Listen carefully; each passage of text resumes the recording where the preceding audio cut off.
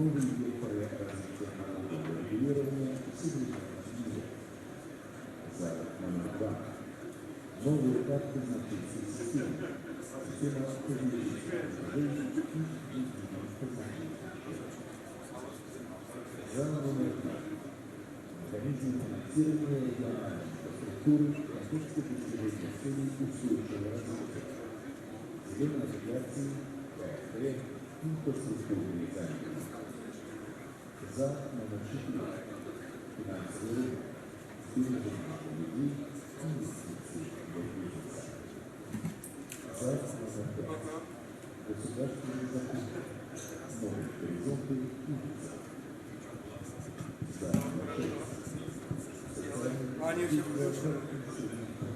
Это нормально или лучше первый? Социальной поддержки. Ладно, сами. Ну, будь да, я понял. Все включено на первый канал. Финансисты. Также станцию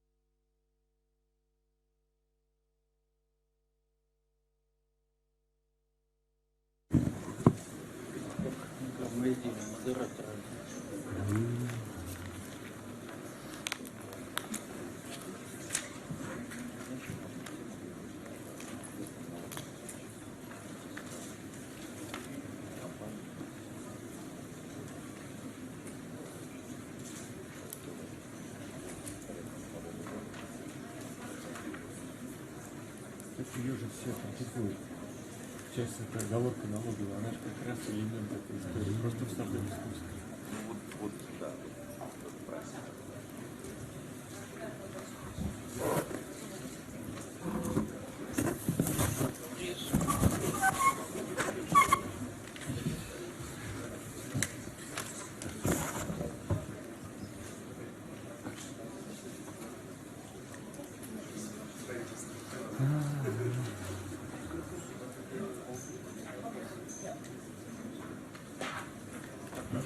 Спасибо большое.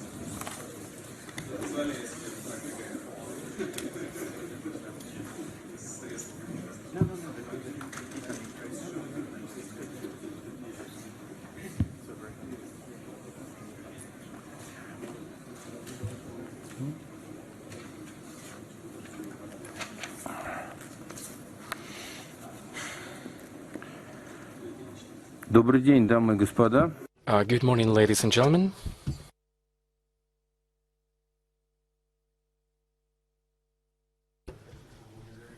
On behalf of the organizing committee, I would like to thank everyone who was able to join us in this hall this morning, as we are going to discuss very important issues. And I would like to extend my gratitude to the organizers of this event for being able to gather together such a rich panel session today. Well, we are going to discuss today the development of the global tax regulation. And we are going to speak about the trans-border adjustment mechanisms when supplying and shipping commodities trans-border. But all in all, I believe that if we take a principal perspective on this issue, well, the main topic of this meeting,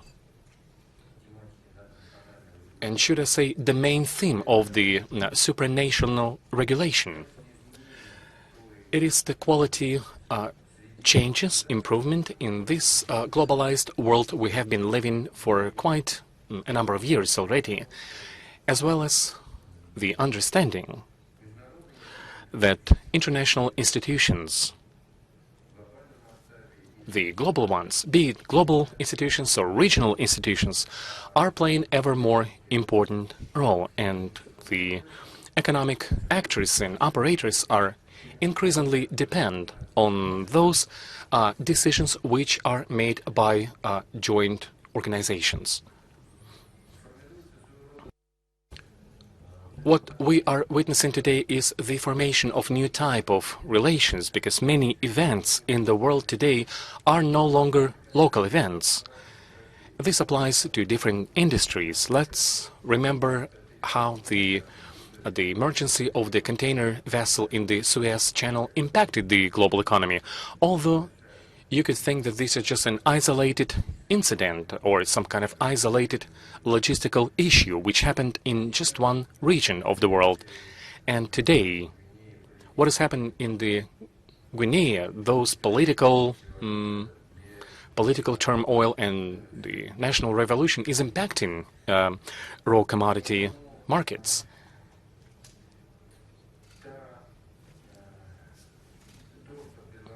So what is being offered today? Those solutions which will be corporate solutions which will be impacting all the stakeholders of this process are becoming the most important aspect of international policies. And on the separate note, I would like to mention digitalization in the world today, because most of our session will be dedicated to the changes in digital companies and changes thereof. And I think that this global digitalization phenomena is a huge opportunity for many actors, including the national regulators. But on the other hand, digitalization is a big challenge to how these regulators are going to act, and just how soon and adapt they'll be to making decisions to take advantage of this global digitalization. Yet another aspect we're going to touch upon today would be cross-border carbon adjustment. And it's a new thing which I consider somewhat local between the EU as an importer and suppliers of the commodities, because anyway it's a very important precedent, as it shows how and in what way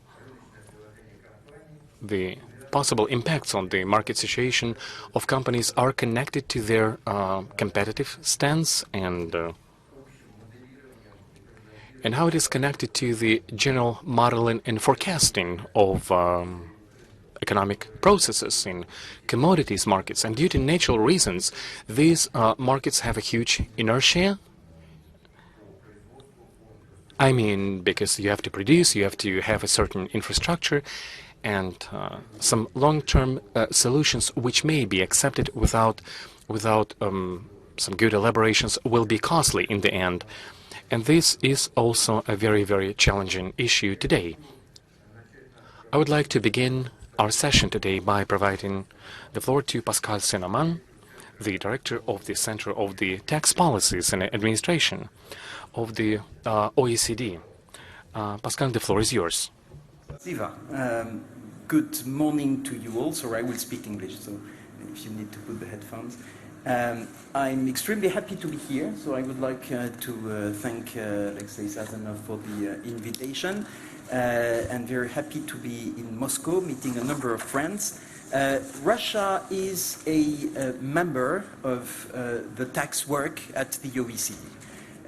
You are a member of the Global Forum on Transparency and Exchange of Information, which is the mechanism we've put in place to put an end to bank secrecy.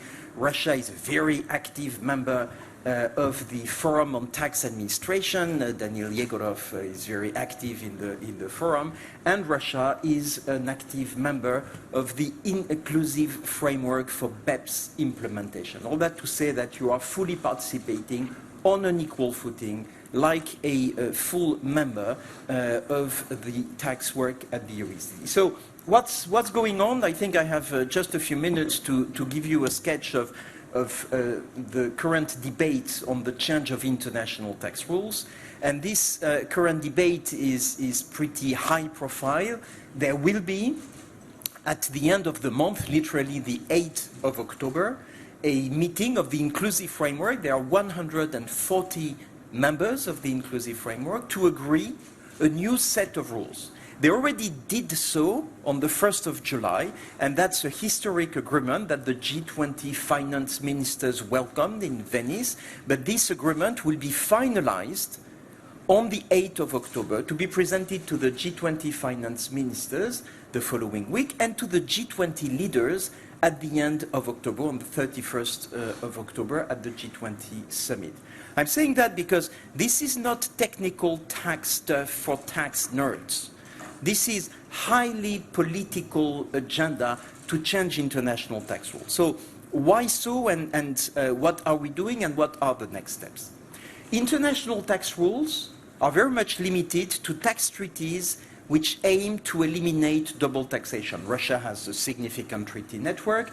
There are 3,500 tax treaties in the world, and everything went fine, except that these rules, which fundamentally date back to a model which is 1 century old, this rule has become more and more irrelevant over time. And the global financial crisis in 2008 was kind of the wake-up call that these rules didn't fit globalization. Globalization had resulted in business being able to move their assets, to move their people, to even more easily move their profits to low-tax jurisdictions, and tax treaties were good at eliminating double taxation, but they almost facilitated double non-taxation. So there was a reaction of tax administrations, a reaction of governments, a reaction of the people saying there is something wrong. the large multinational companies are able to pay nothing or hardly anything by putting their profit in tax havens, and we need to fix it.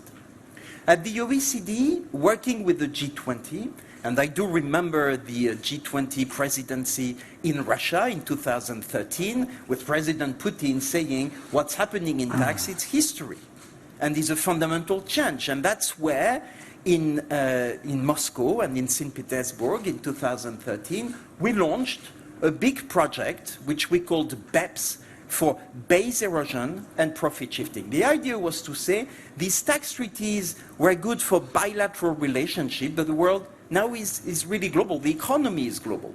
The businesses are global. And we need global rules to address this challenge. Otherwise, all the companies will put all their profits in tax havens and all the countries will lose corporate income tax. So we did the BEPS project for a couple of years, and we delivered a set of rules in 2015, and we tried to fix transfer pricing, tax treaties, and a number of elements. Countries decided to implement, and we had this new group, the inclusive framework to implement BEPS, but countries said, we are still facing a couple of challenges. One challenge is the fact that we have digitalization. Digitalization means that you have digital players. The largest companies in the world today are digital players, search engines or social networks or service providers. And these players can make a lot of money from your country without even being physically present in the country. Which means that the tax administration doesn't get to tax them. Because the rule, which is 1 century old, is a country can tax a company only where there is a physical presence of the company in the country. So a number of countries said, that's not fair. We cannot get to tax these highly profitable companies. We need to do something. And they couldn't do anything, because precisely tax treaties prevented them from taxing these companies, because tax treaties said, unless there is a physical presence, you cannot tax. So countries were frustrated, and they said, we need to change the rules. So they turned to the OECD, to the inclusive framework, and say, let's change the rules. But on the other hand, you had other countries say, we cannot target the changes to a set of companies, because it's the whole economy which is digitalizing. And therefore, if we change the rules, we need to change the rules for all the companies, because it's not only the digitalization which is an issue. It's also the fact that the value is now created on intangible property, and intangible property can be easily shifted. So we need to better share the profits made by companies on intangible property. We need to better share the rent among countries. And that idea emerged as what we now call Pillar 1. Pillar 1 is about saying we need a new nexus. We need to allow countries to tax companies even where there is no physical presence. But we also need to share, through a formula, part between 20 and 30%, part of the rent of these highly profitable companies. And this excess return, this rent, will be shared with the market jurisdictions, where the clients are, where you click on the search engine and you generate advertisement. The advertisement may be booked in Ireland. The profit should go back to Russia, at least part of it. That's the philosophy of Pillar 1. To do so, you need to have an agreement of all the countries, and we've been negotiating for the past 4 years this agreement. There have been ups and downs, but because now this is a priority of most countries, including the United States of America, where many of these companies are located, we have been able, since March, to make tremendous progress, and in July, to agree on a new nexus, where there is profit derived from a country for more than 1 million euros, then the company will be taxable in the country. And 20 to 30% of the rent of these companies will be allocated to the market based on revenue. There will be one big exception, and I think in this forum it's important to say it. Extractive industries will not be there. But all the companies, the largest companies, the winners of globalization, outside financial industry and extractives, where they make more than 20 billion euros of turnover, and when they have a profitability above 10%, they will be in scope, and that represents more than 100 billion euros of profit which will shift from one country to another. That's pillar one. Pillar two is about another concern, in spite of the progress on BEPS, which are real, which have allowed tax administrations to increase the effective tax rate on companies, we still have an issue with companies able, multinational companies, able to locate part of their profits to very low tax jurisdictions or zero tax jurisdictions. And we need to put an end to that, because that triggers a race to the bottom, an endless tax competition, or tax competition which will end where there is no longer corporate income tax. And all the countries need corporate income tax. It's only 10% of the revenue, but still it's significant money, including in Russia. So what countries have said is, let's go beyond what was done in BEPS. Let's do a global minimum tax. And the global minimum tax idea is to say, if you have a Russian company which operates abroad, normally you will not tax the profit made abroad because other countries will tax it. That's why you don't tax it. And you exempt the dividends when they are paid in Russia. Except that more and more often companies have located their profit not in France where they do the business, not in Germany where they sell their stuff, not in China where they have a manufacturer, but they have located their profit in Singapore and in other jurisdictions where there is hardly any taxation. And the idea is to say, we need to protect tax administrations, tax revenues, like Russian and others, from this race to the bottom. We should agree a global minimum tax of at least 15%. So whatever a company does tomorrow, it will be taxed of at least 15% on its foreign source income. Either because Russia will say, oh, your profit was in, I take a random country, Cyprus, and we'll take the difference between 0 in Cyprus and 15. Or, if you see a foreign company doing business in Russia, and this foreign company is a Cayman company, which is taxed at 0, you will be able to take 15% in Russia. So we are organizing this safety net. This is Pillar 2. Now, on Pillar 2, we have an agreement, but not yet finalized. We need to decide on the rate. I said at least 15%.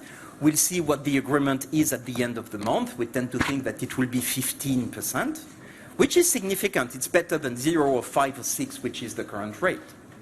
And we also need to provide for an exemption. We need to leave some room of maneuver for countries to give some tax incentives, limited tax incentives, but where there is real activity, people, assets, we should have this. So this package of Pillar 1 and Pillar 2 has been negotiated for almost 4 years now, and it is being finalized nowadays. I spent part of the day yesterday in my hotel room doing Zoom meetings because we've negotiated that with Zoom to finalize the meeting, the agreement. But, as I said, the finance ministers have already endorsed this structure, and things are going to happen. The next steps, and I close with that, the next steps, once the agreement is concluded in October with Pillar 1, and I should have added that Pillar 1 will provide tax certainty for companies, the real elimination of double taxation in the case of disputes. Once we have finalized this agreement, we'll develop instruments to implement.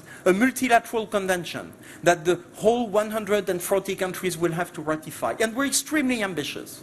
This instrument should be ready in the first quarter of 22 to be ratified in the course of the year. So things are going to move very fast because there is urgency to fix that. Governments need revenue, especially after the COVID crisis.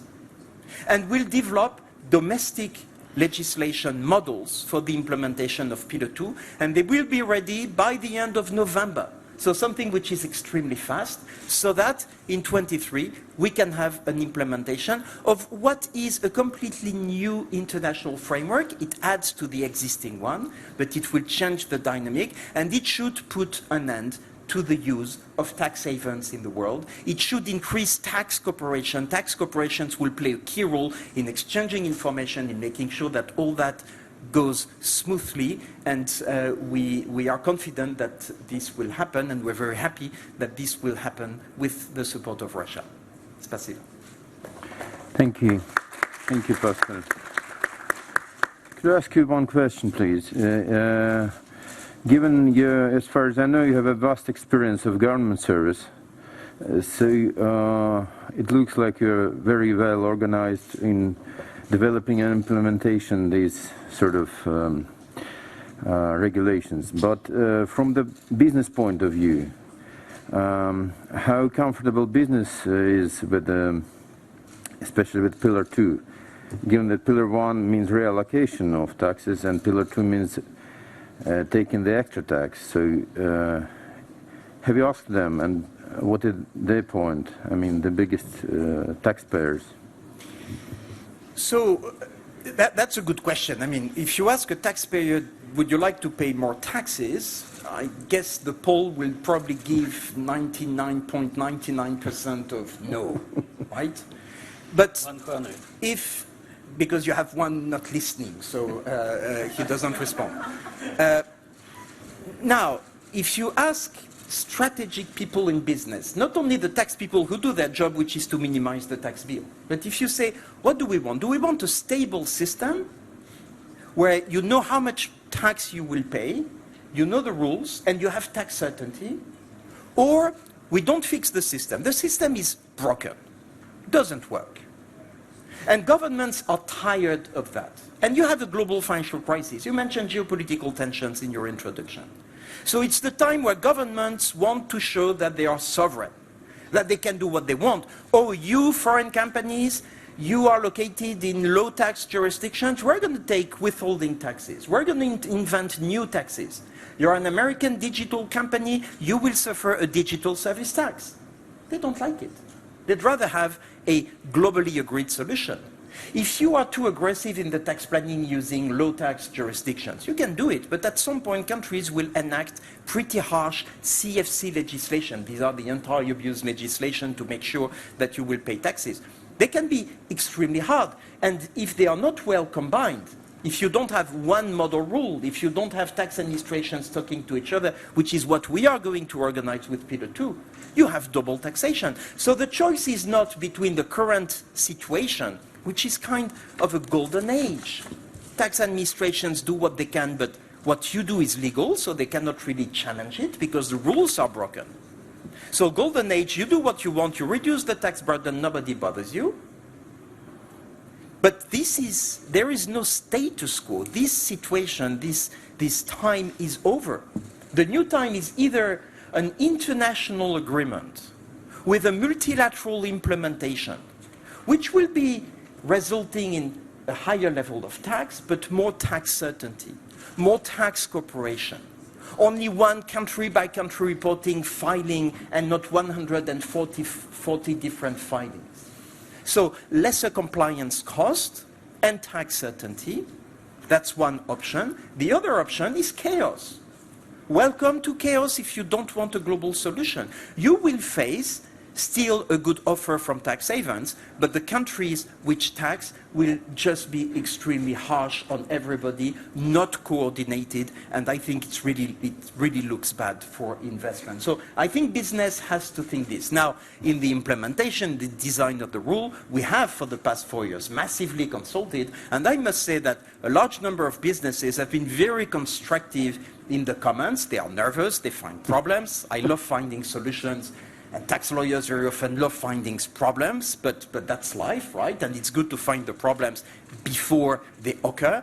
So there will be technical consultation, but on the sense of direction, I think there is a big writing on the wall. The rules have to change, the rules are changing, and tomorrow the rule will be changed. Thank you. Теперь я хотел бы передать слово. And that I would like to pass the floor to our next speaker. Alexei Sazonov, State Secretary, Deputy Minister of Finance of the Russian Federation. And having heard what Pascal said, certainly we try to apply that to the Russian situation. I do think that Alexei is the best man to do that. Thank you so much. First of all, I'd like to thank Pascal for receiving our invitation despite the tight pandemic restrictions, and we hope that it would be a good tradition that Pascal comes to our financial forum every year in order to tell us more about the international taxation. That's great. Pascal, thank you so much for coming. And speaking about the attitude of the Russian Federation towards Pillar 1 and Pillar 2, certainly we support that very much. Speaking about Pillar 1, in our opinion, indirect taxation, this is a kind of a breakthrough which can be compared to taking a man to the space, where the first space launch, because it would be the first tax base which would be determined at the supranational level, internationally. And this is totally unprecedented in the area of taxation. The Russian Federation not only welcomes that, but tries as much as it can to contribute to the development of that mechanism. Pillar 1, as Pascal correctly said, was driven by the fact that over the last several decades, a number of international groupings emerged which had huge financial and human assets. They would use advanced tools to optimize their taxation and tax administration of every country. Could not fight against these tools and mechanisms alone. Because if one tax administration in one country tried to tighten the screws, then this international company would just move its business to another tax administration, and usually that would totally defeat any restrictive measures which this or that country would impose. Once we speak about the international efforts, once the tax administration joined the efforts, the response to the tax administration measures could be quite effective and proportionate. Pillar 1 and Pillar 2 are aimed and targeted against the most blatant tax optimization tools. As I said, Pillar 1 and Pillar 2, this is about the tax base that would be determined internationally, and every country would contribute to that and would get part of its rent. Russia certainly would benefit from that because we have huge domestic consumption and input flows. Therefore, the use of such mechanism as Pillar 1, Russia would only benefit. As for the Pillar 2, this is another breakthrough because for the first time the tax administration locally would get an opportunity to tax the profit of a consolidated group when the company is located, is incorporated, not only where its parent company is, but we may trace the whole value chain. If the parent company sees that the taxation level is below 15% as a result of tax administration tools, then the tax administration of the parent company would be entitled to take that tax and to raise it to 15%. That's another precedent, which is totally unique for the history of taxation. And now that Pascal is the one who masterminded, was the one who was behind all these tools, such as Pillar 1 and Pillar 2. He's a real genius. Pascal, we really respect you, and thank you so much for getting access to the profits generated by the international companies. That's in a nutshell. We very much appreciate Pillar 1 and Pillar 2. Thank you so much. I will not go into further details and pass the floor to next speakers. Thank you so much. Alexei, thank you so much. I have a question. This advantage that we expect for Russia, can we evaluate that money-wise? Well, when Pascal presents the final documents, then along with the colleagues from the tax authority will appreciate that and evaluate that, but it would be dozens of billions of rubles if we're lucky enough annually. Yes, per annum. Thank you so much. I have another question.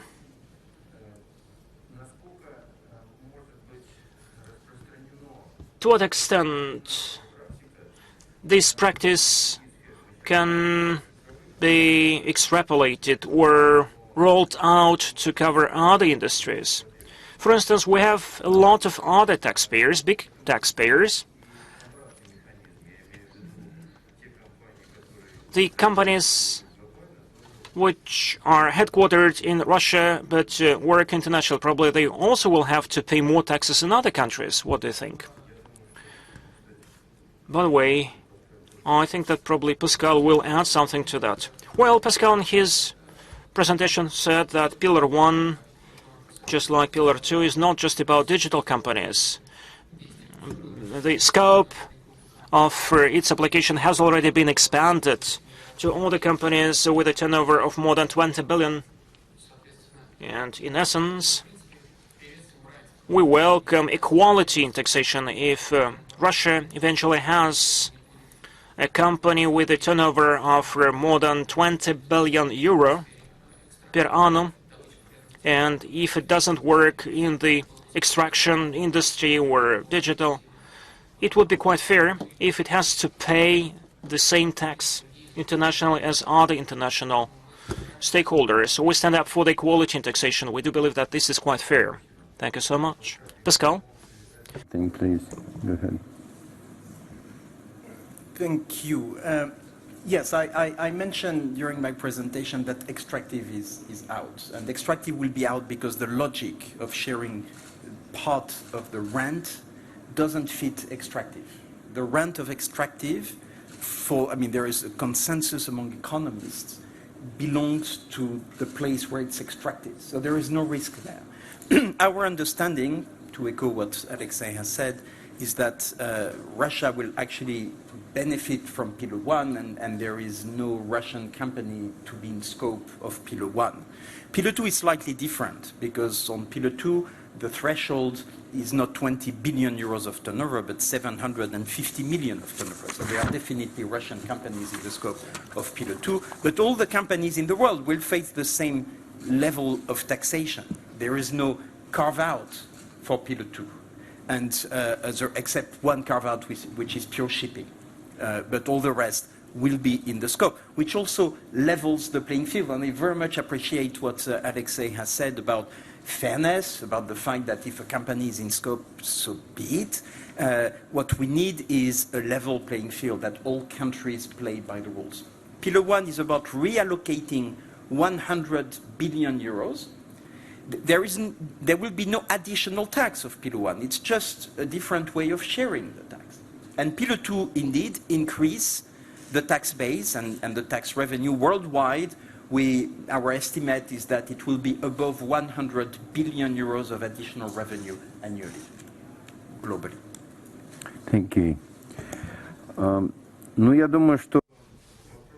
Well, I think that in terms of taxation, we'll not do without the Federal Tax Authority. And I do believe that the Federal Tax Service will contribute dramatically to this topic. Therefore, I will pass the floor to the head of the Federal Tax Service, Daniel Yegorov.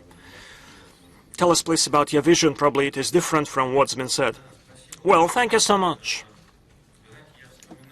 You know, I remember the discussions of 10 years ago when we started raising the questions of international taxation. We had quite heated discussion at that time, and it's very difficult emotionally to look at that revisiting of that problem, and it's very difficult not to fall into the temptation to say, I warned you. It's very difficult to listen to the common sense. But getting back to what we are approaching at the moment, if we look at the difficult questions which may arise concerning how the global taxation changes, and how the global taxation now comes into the shape, it would be very difficult to avoid a kind of a trap which Coach Alexei will have to make reference to Pascal every now and then, so Pascal, please be patient. First thing which happens, we all had university background, and we were told by our professors that taxation, this is a part of the country's sovereignty, and this is another part and parcel of the country's integrity, like the army or anything like that. And now we are saying that taxation is being developed at the supranational level. The way I imagined sovereignty for me in the area of taxation is being eroded, is changed. But for instance, the countries with excise regimen around Russia are creating some dirty taxation flows, and therefore we have to tighten our regimen. As for the Pillar 1 measures, for me, even in terms of the use of these mechanisms, I meant Pillar 2 actually. This was slip of my tongue. So Pillar 2 is more interesting for us because this is about setting up a new international tax neutrality. In terms of tax administration, neutrality, this is where you don't have an option, where you don't have a choice. Neutrality is when you don't actually have to contemplate whether you can move to another status, another regimen, or another tax rate. And this eases very much our life, the life of the tax administration. This is what we have to admit. The second question which arises, this is about the following. This neutrality, who will it benefit? Because the rules which are going to be set up, you understand that the problems of the institutions which are being set up by Pascal's group, bear in mind that the main principle of what is being set up, this is the scale of the world. You don't have a chance to hold an experiment. You have no opportunity to try and test what may come out of that. Certainly, there are some problems. This is a problem. But there is no answer. What is the best way to do that in order to understand what it may result in? And you can treat very seriously to the risks which we are ready to take. I'm not trying to criticize, but to give you food for thought. Just imagine we have the decision-making center. We have the great French philosophers have taught us how to divide authorities, divide governmental agencies, how to balance, checks and balances. Some are coming up with the legislation, others are executing legislation, and yet others, based on the principles which have been offered by society, they're monitoring the implementation. Will we be able, like if we have international taxation system, will we be able to make this kind of division of, powers? I do not know. So far, what I'm seeing is that we have the very concentrated point of a decision-making, how this legislation will be balanced, also to make sure that we, identify interest of all the stakeholders in this game. It's a very big question. Moreover, it may lead us to some place we do not want to be. Like if we have the court decision, and now you have to change your whole legislation after a certain court ruling. Where can we find these balances, be it on the governmental level, be it on the international law level? You cannot put everything into one point. Probably it is not going to be long-lived like that. We probably have to find some balances. It's a very important thing. It's the first part. And is that it? Probably not. We do understand that the antithesis of neutrality would be the stimulating function of taxation. Yes, of course. Any stabilization. It is when rules of those who are better prepared are they get better advantage. If you are not ready for this new legislation, you are being sort of kind of put into this situation. There is not much you can do. If well-developed economies are pretty stable, then if you try to attract some manufacturing compared to these other developed countries, it will be harder for them. And now OECD is having discussions about it. Okay, guys, how can we attract manufacturing? It looks like we're all on the equal footing. It's equal rate. In theory of taxation, you can have some subsidies. Which of those benefits will be harmful and which will not be harmful? Who is to say that we should not attract manufacturing? It's fair, it's just, because again, the basis of any taxation will be the modern understanding of justice and fairness. It's also a big question, because technologically speaking, if we switch to kind of administrative topic, I believe that in this point of time, it is a little bit less important as a topic, but still we should not forget about it. Because, as a matter of fact, now we have the new birth of principles. New principles are coming forth. This is the main pillars, and of course the technologies will be adjusting to these new pillars. But speaking about administration of taxation, we have tons of questions. And one of the most important questions, which Pascal and I have been discussing, it is supranational institutions in which we as countries can collect these elements of administration, like a Lego elements of administration, because each of us, it's an absolutely right statement. If you have a global challenge and global corporations, we have the response in the form of global taxation, right? But then I would also add, as administration, we also have the global administration, or we should have a global administration. We cannot escape it, right? And if we have a global administration, then we have to look and what is our shape, what is our situation, and what kind of principles will be laid into foundation as a country to be able to do adequate global administration, not with the political, statements, but according to the needs of the global administration today. It's a totally different level of cooperation. Are we going to chase every international corporations and trying to calculate proportions and proportional revenue? We are at the very nascent stage, at the very first stage, when we simply try to understand how this tax base, like Pascal was speaking about this market, how are we going to identify this tax base? Even the VAT tax for the electronic services, value-added tax. Let's be serious. We know that today it's a huge element of trust to corporations, that corporations are providing the right proportion, providing the right information. It is not that they're bad guys, but the rules have not been stabilized, and technologically we haven't solved many issues yet. It's something to look forward to. And like Pascal was saying, and Alexei was saying, we first began with digital companies.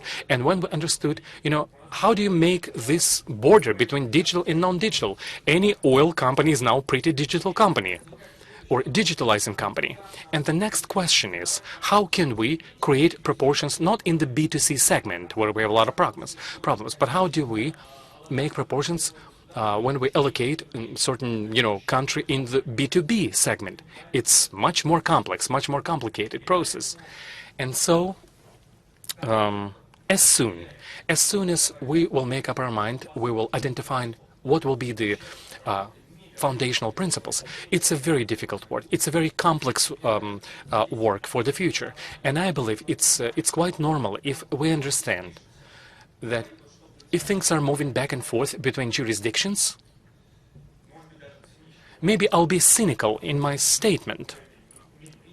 Neither us nor anyone else is going to stop this kind of movement of assets and money between the countries. So we have to understand what is our budget, what is our stakeholders, what is our tax administration in Russia.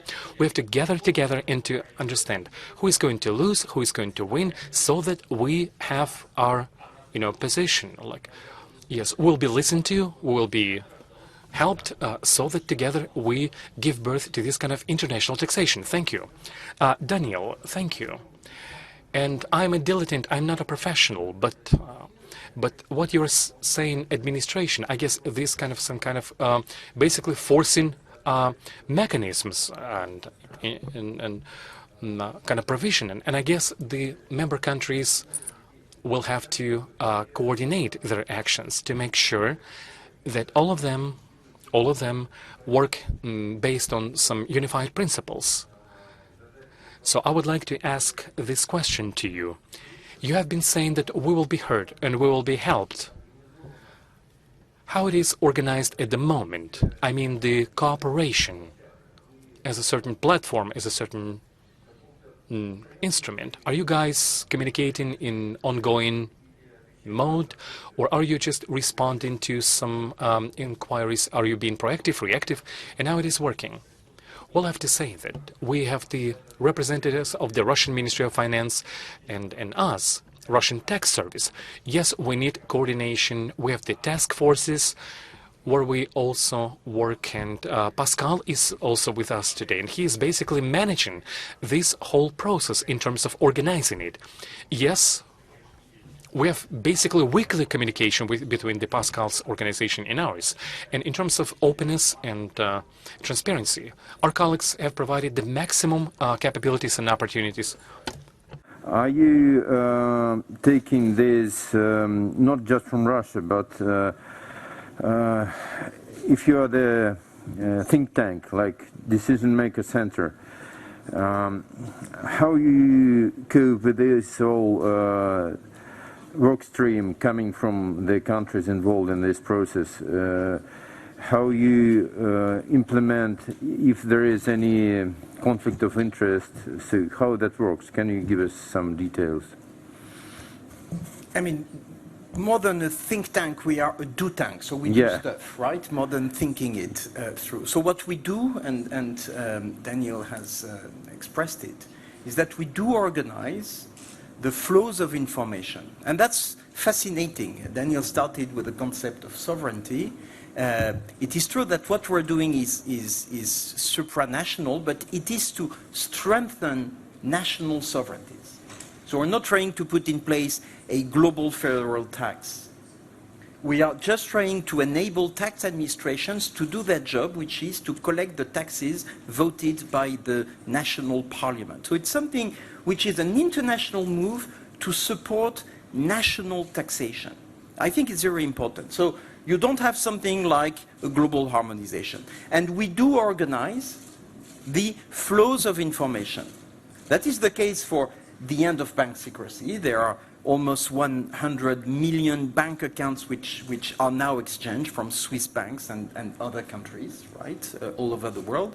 And we are working very closely with all the tax administrations, in particular through the Forum on Tax Administration, Daniel Yegorov is a very active member of, to ensure that we will have the mechanism to allow tax administration to better share the information, to have access to the information of the companies which are in scope, not to be intrusive, but to have a cooperative compliance mechanism, to have an advanced mechanism to provide certainty to the companies. So it's a win-win with the companies.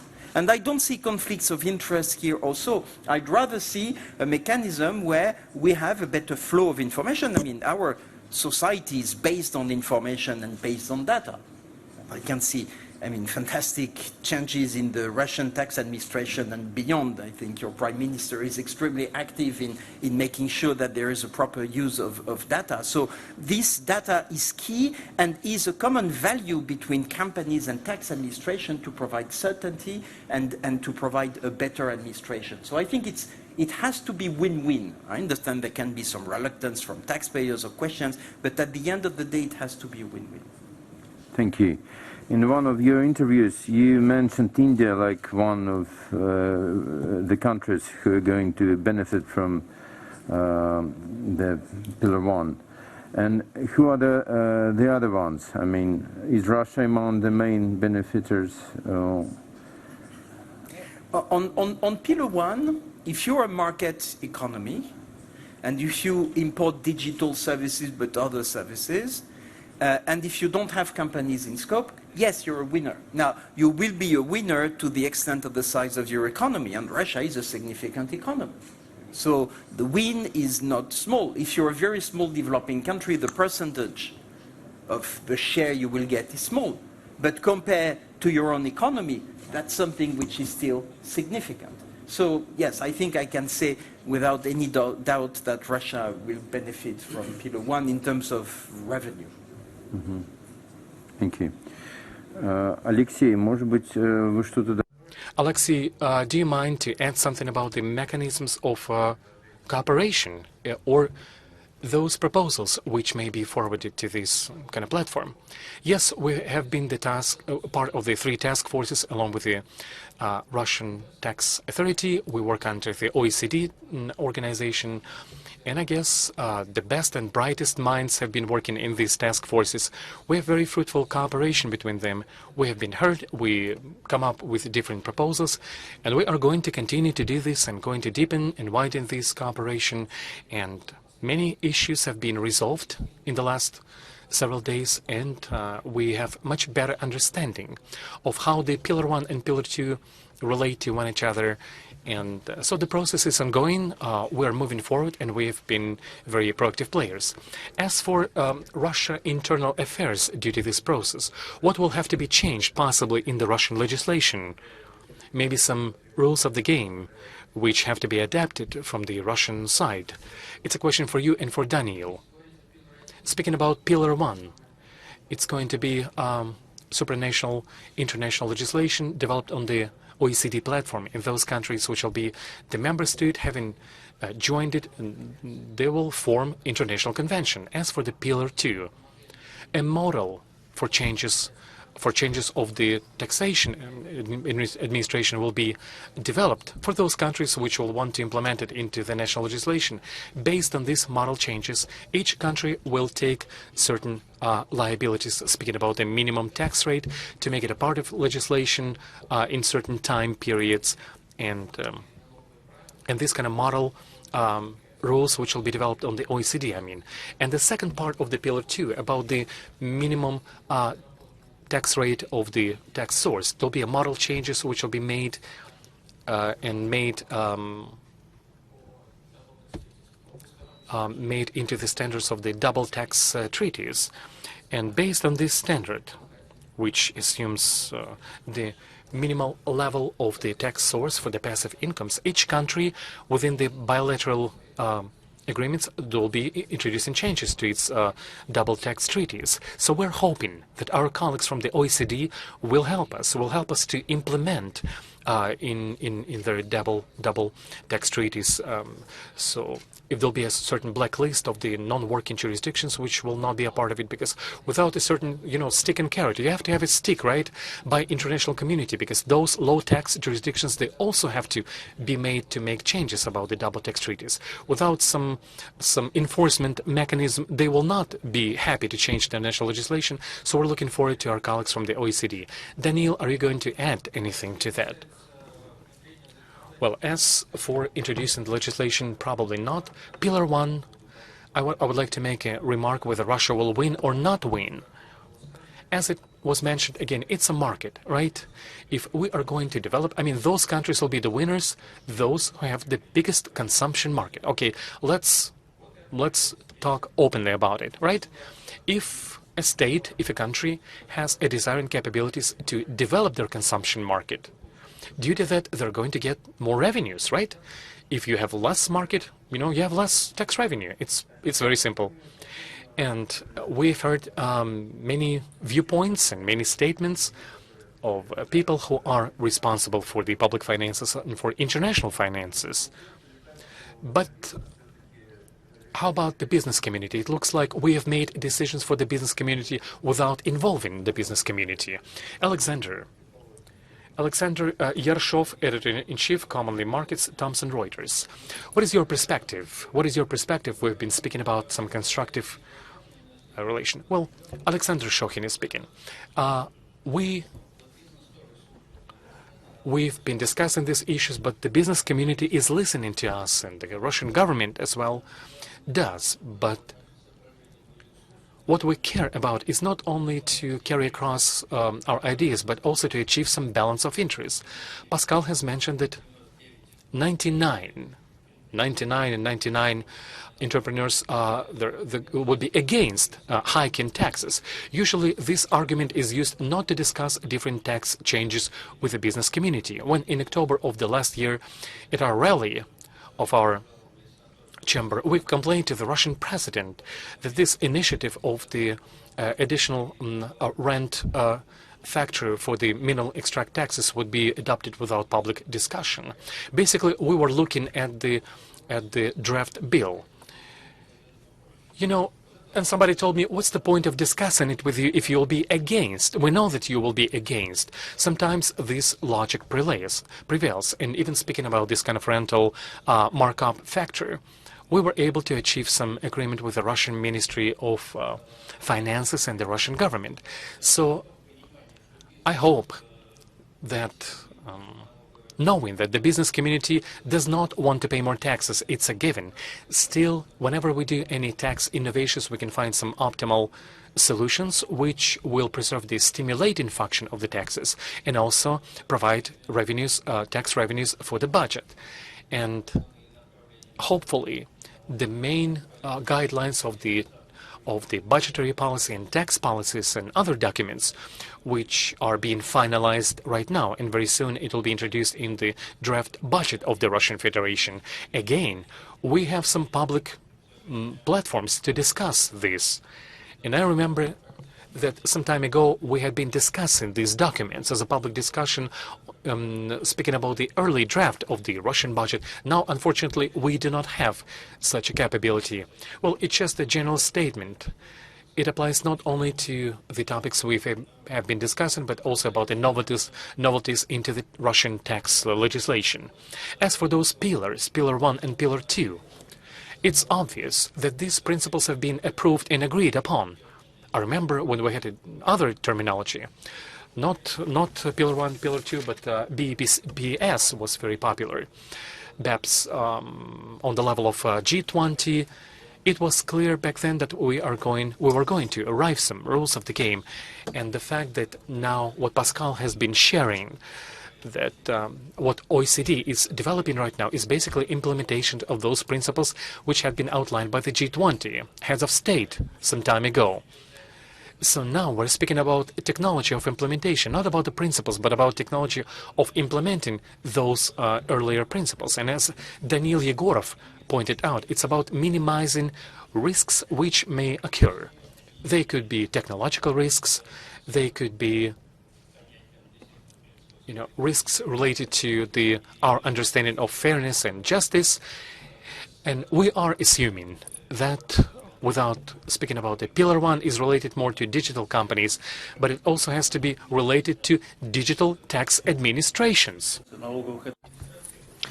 And it's very difficult to address all these technological issues.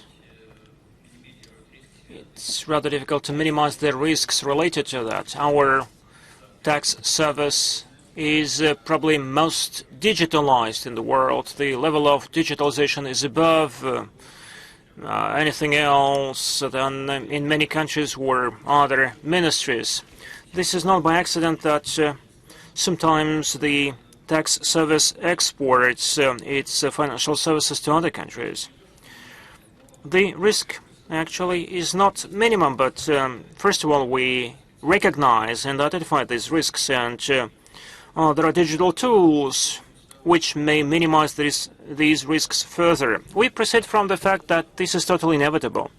Therefore, we have to discuss rather some technological things and technological solutions. As for Pillar 2 is concerned, what is important is to bring the work on revisiting the double taxation agreement to an end. Mr. Mishustin said that there are still several jurisdictions which we have to fight against, and there are two tracks. One is about re-signing an agreement with Cyprus, Malta, and secondly, we have to denounce this agreement with the Netherlands. Unfortunately, us, the business or the Ministry of Finance, failed to convince the Netherlands to sign again, to prolong this agreement. But the Finance Ministry publicly said that certain preferences for the companies that really invest and the ones which are registered in the Netherlands would be retained. Certainly the Parliament has to endorse that, but we need some transition period. As far as this is not just about the mechanism of bringing taxes down, but we're speaking about investments. And you know that many state-owned enterprises are registered in the Netherlands. For other countries, we have either to resign these agreements, prolong them, or we have to think about retaining and supporting the companies which invested heavily and which are incorporated in these countries. So it means that we have to think about bringing about those two mechanisms, Pillar 1 and Pillar 2, and the Russian business is ready for cooperation. Let me stress once again, we need certainty in what industry, what taxes the companies are going to pay. And besides, this concerns the second part of our discussion, the cross-border mechanisms and taxation. Well, the national taxation should not be juxtaposed on the international, supranational taxation, so that we don't have a new meaning of the double taxation. But again, we'd like to discuss these taxation issues with all the stakeholders, including the OECD. Daniel spoke about the decision-making. The OECD is developing these technologies. But the OECD, this is a club of the elites. This is the global elite, and in some sense it imposes its decisions. But WTO, for instance, has the dispute resolution body, which is being blocked and frozen by the Americans. But in essence, there are some mechanisms helping to address such disputes. What about the OECD? Does it have such mechanisms to address the disputes or not? And the non-OECD members, will they have the right to vote, or they will have just to comply with the rules determined by the OECD? So it means that we have to develop all these mechanisms, and the first step is to actually accept Russia. We actually we applied for the membership in OECD. Pascal, please, can you help us in getting access to the OECD? I apologize. I've not introduced Alexander Shokin, but I don't think that anyone in Russia doesn't know the president of the Russian Union of Industrialists and Entrepreneurs. As far as we're speaking about business, we have to understand that just rephrasing the American saying, you actually don't have to be frank with anyone but the tax authorities. It means that business actually has to be frank and open only to its tax consultant. Probably the consultants, tax consultants present here, may tell us about some solutions, probably tipping us about what solutions are possible.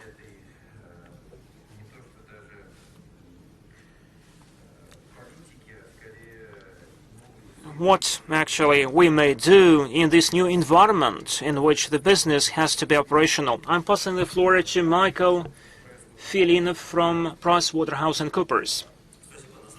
Thank you so much. In essence, we hear a lot from the business about that topic. And there are three things which we have not raised yet. The first one is quite local. Can you make sure that we are not somehow trumped by the heavy load of the administration documents, the documents which will have to be translated into several languages, and there are more fundamental things for digital companies, for instance. The data on the sales in the market is quite sensitive because this is the main value of the company. We, as a big digital company which pays more than 20 billion euro all over the world, has to ram home the information about the sales not only to each of these countries, but we have to disclose that information to the rest of the world. Russia probably would like to have information about our sales not only in Russia but elsewhere, just to identify probably there's something related to Russia in these sales data. Therefore, actually, these sales data will have to be disclosed to all the tax administrations, and not all the tax authorities are as good as in Russia, and therefore it might be quite delicate. Some part of the information which is collected is not enough for taxation purposes. My client, for instance, a tax director of one of big companies, tells me that actually I'm a woman, and therefore usually I would receive targeted advertisement, and we need absolute accuracy for the taxation. We have to be tolerant to the quality of information. You will never get 100% accurate data. You will never know whether a person, a Russian citizen, and he goes to Turkey and he is using VPN in order to watch a movie, or whether this is a Turkish guy who is using some other guy's tablet in order to watch the movie. So it means that we have to ensure the accuracy of the tax data. Secondly, we like to make sure that the benefits are intact. And tax benefits certainly will boost the tax revenue. And some people ask whether the use of the Pillar 2 would abandon the 3% discount on the taxes for the digital companies. And actually questions are raised about the special administrative regions and other tax benefits. Countries certainly would like to protect themselves against the global tax order. Another philosophical idea which we hear from the business is as follows. What the countries have agreed is about the profit tax sharing among the countries. For instance, let's look at Malaysia or any other big country. It will get its share of profit tax from a big multinational company, 20% of the tax which is located in Malaysia. So the country gets 20% of that tax, but where the remaining 80% is, if we're paying taxes in that country, so it means that actually everyone who works in that country has to share this revenue. So all the multinational companies let you pay this money to everyone operational in that country in order to boost the economy of that country. Along with that, we have a simultaneous tax story, redistribution of profitability of the global companies. In particular, when we speak about digital companies, the user-generated content is quite important. For instance, the internet video aggregators are popular not because actually they do exist, but because there are people who are shooting videos and who are publishing their videos there. The distribution of margins for the benefit of the market will eventually come true, and the rewards who are making that content would be paid differently, but eventually these two flows, these two processes would merge. Whether it happens in 20 years or tomorrow, it depends. So these are the three things which we hear from the business. Thank you so much. But in essence, business is treating these processes a constructive way or not? Well, this is an objective reality, and business has to cooperate with the tax administration. And business has to spell out what it can do and what it cannot do. So the administration of these processes has to be very efficient and very realistic. That would be just great, and that would be very important. Really, we don't have the right for a mistake. So this global tax would be introduced once and forever. We have to make sure that it works, and we have to listen to the business, at least in terms of administration, how it is all administered. Thank you so much. And we're proceeding with the second part of our topic. We'll speak about cross-border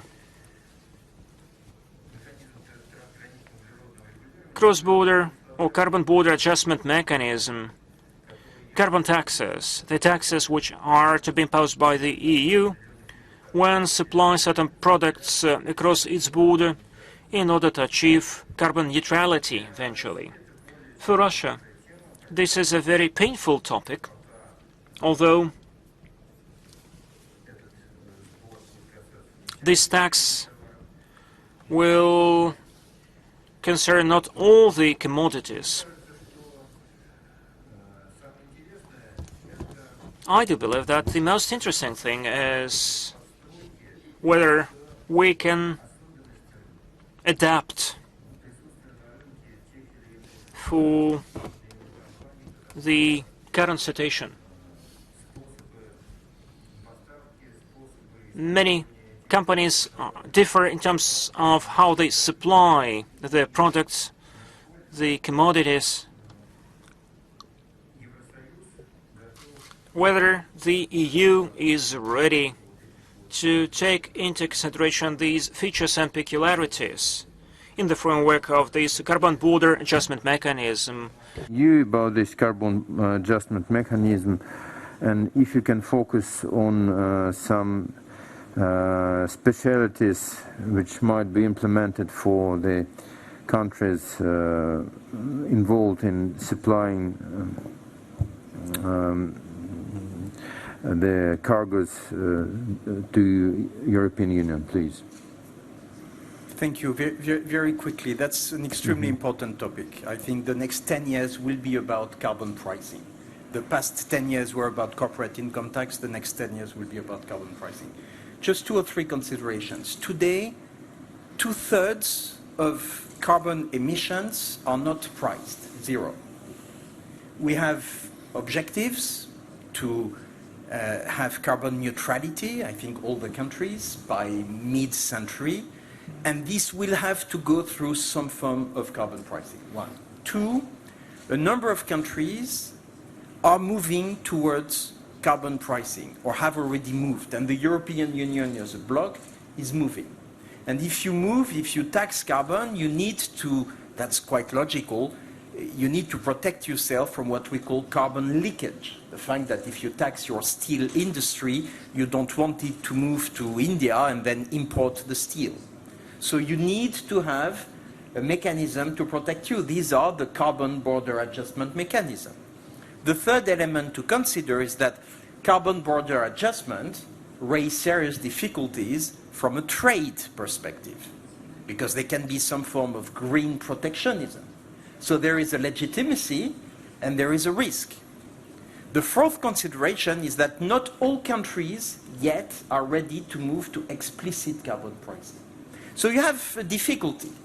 What we at the OECD, we are advocating is to say countries will move on their own, that's their sovereignty, but we need a forum where they can exchange. We need a forum where we take stock of the carbon price, we need to measure it, and 2, we also need to take into account what would be the equivalent in price of regulation, so other climate mitigation policies, so that we have an in-depth knowledge of explicit carbon pricing, carbon taxes, excise duties, and other taxes which directly or indirectly tax carbon, but also the implicit price, put countries together to engage in a discussion and to try to mitigate the trade risk. So we just want to be the honest broker with all countries, which is why my Secretary General, who's new in the job, Matthias Cormann, already wrote to all G20 countries and others, including Russia, to invite them to participate in another inclusive framework on carbon pricing. We think it's the big challenge of the coming years. We tend to think that there will be explicit carbon pricing. It's a matter of time, and the move will be important to limit the risk of trade disruptions. And I reiterate what I said earlier, Russia is a member of all the tax work of the OECD on an equal footing. So we hope that you will also accept our invitation to join this inclusive framework. But any sort of this adjustment mechanism would impact, naturally, would impact on competition. How are you going to ensure the fair competition in these new conditions? That's one of the challenges. I think this competition issue is more with the WTO than anything else, but what we can do, I mean, all organizations are involved. You have the UN with the COP mechanism and making sure that countries implement their national determined contribution to reach the Paris Agreement. That's one block. Then you have the WTO if there are disputes on the border carbon adjustment. But before getting there, what we need to do is put countries together to exchange, to dialogue. That's about multilateralism. You have the Germans who have recently launched an initiative, which is a climate club in the G20. You have the G20. We had a very good tax symposium in Venice in July, and the finance minister, Mr. Sulianov, was invited. We co-organized that with the Italian presidency, so we invited Mr. Sulianov to contribute to this tax symposium. It's about getting countries together first before they enact the border carbon adjustment. Mm-hmm. And for the time being, there is a project in Europe, and we think it's going to move ahead.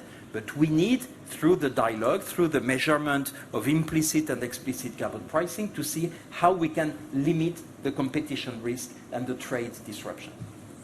Thank you.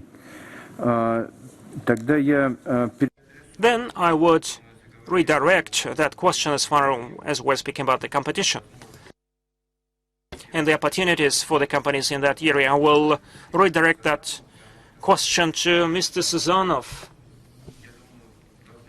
We have to understand in advance whether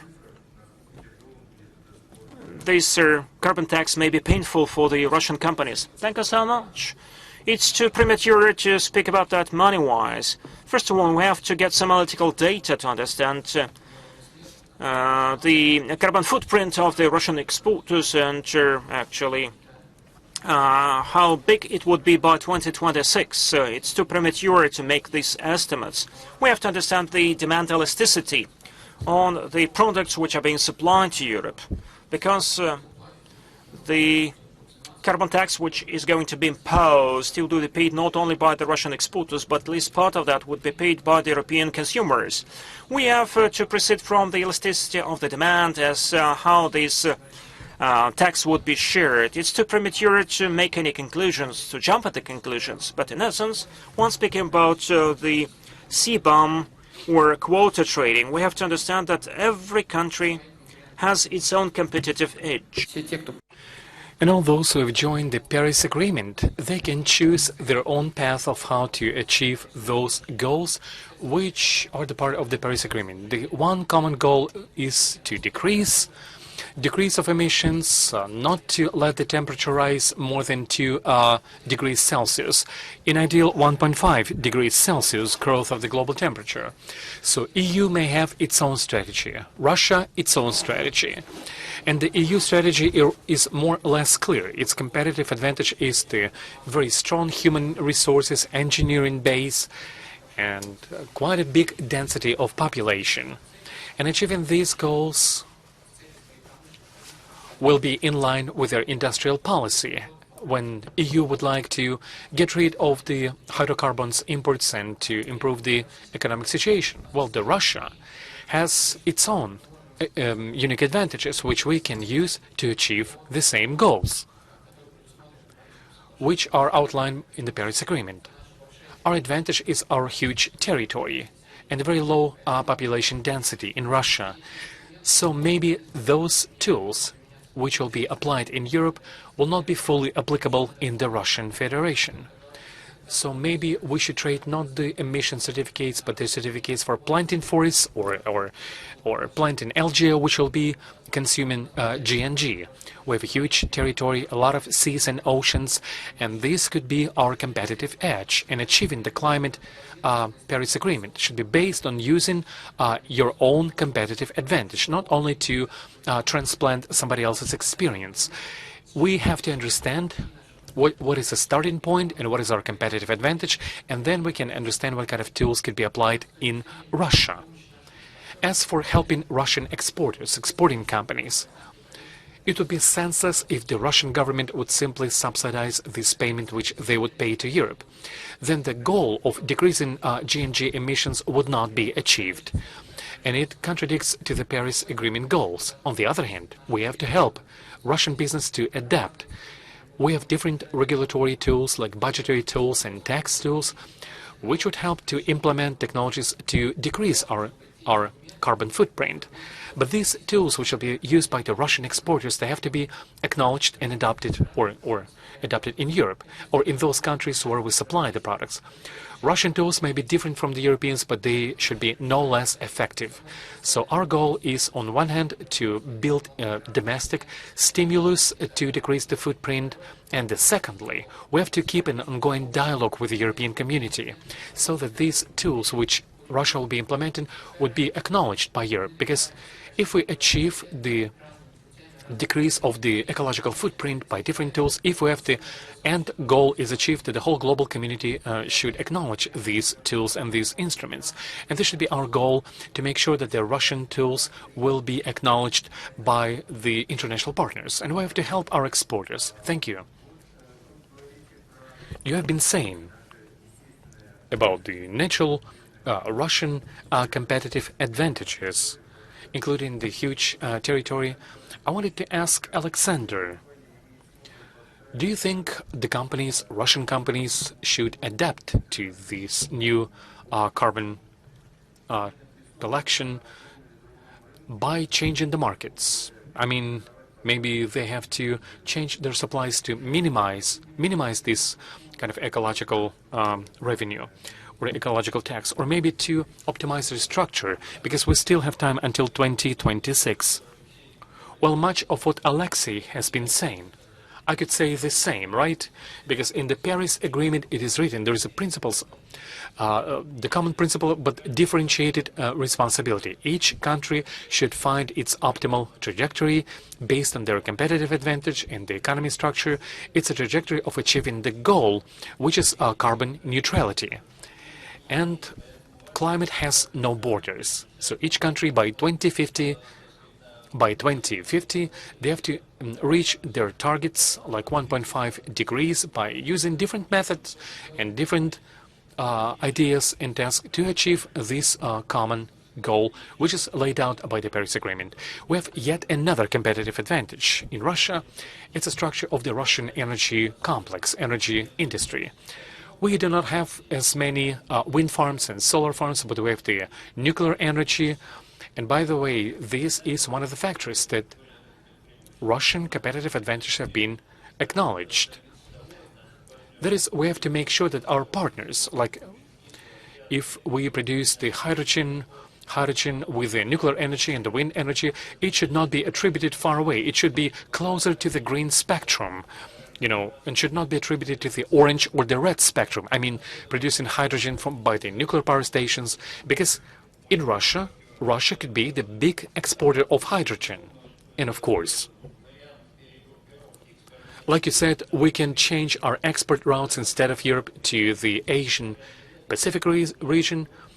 No, we do not provide as much coal to Europe, to think that we can get good benefits if we reorient our export. But even speaking about the coal supplies and coal shipments, there are some technologies which decrease the carbon footprint, especially when you use these classic hydrocarbons. What is important? Like Alexei Sazanov has mentioned, we have to support the Russian exporters. Well, please, you support us, not by not introducing the new tax on exporting those products into the EU, which could be also taxed by the carbon tax or the carbon duty. Let's develop a mechanism which would stimulate investments, both into green generation, into green metal processing, into green petrochemical fertilizers production. We have to find this mode, the thing, not to tax the potential dividends of the Russian oligarchs, but to channel these investments into changing our economic structure and making the economy more green.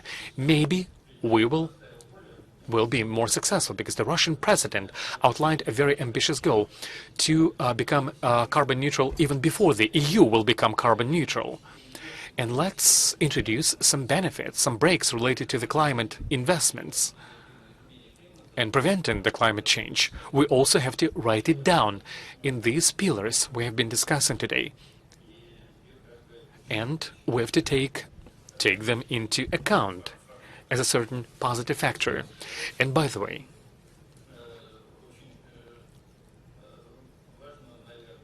another important thing when we speak about that, we have to learn how to calculate carbon footprint, thanks to the Russian government and the business community. I believe with the involvement of my economic chamber, we have achieved this kind of transitional period from 2023 to 2026. Not all industries will be under this carbon regulation. There'll be quite a lengthy transitional period, but at the stage 1, we have to learn how to calculate the carbon footprint. We cannot do it today.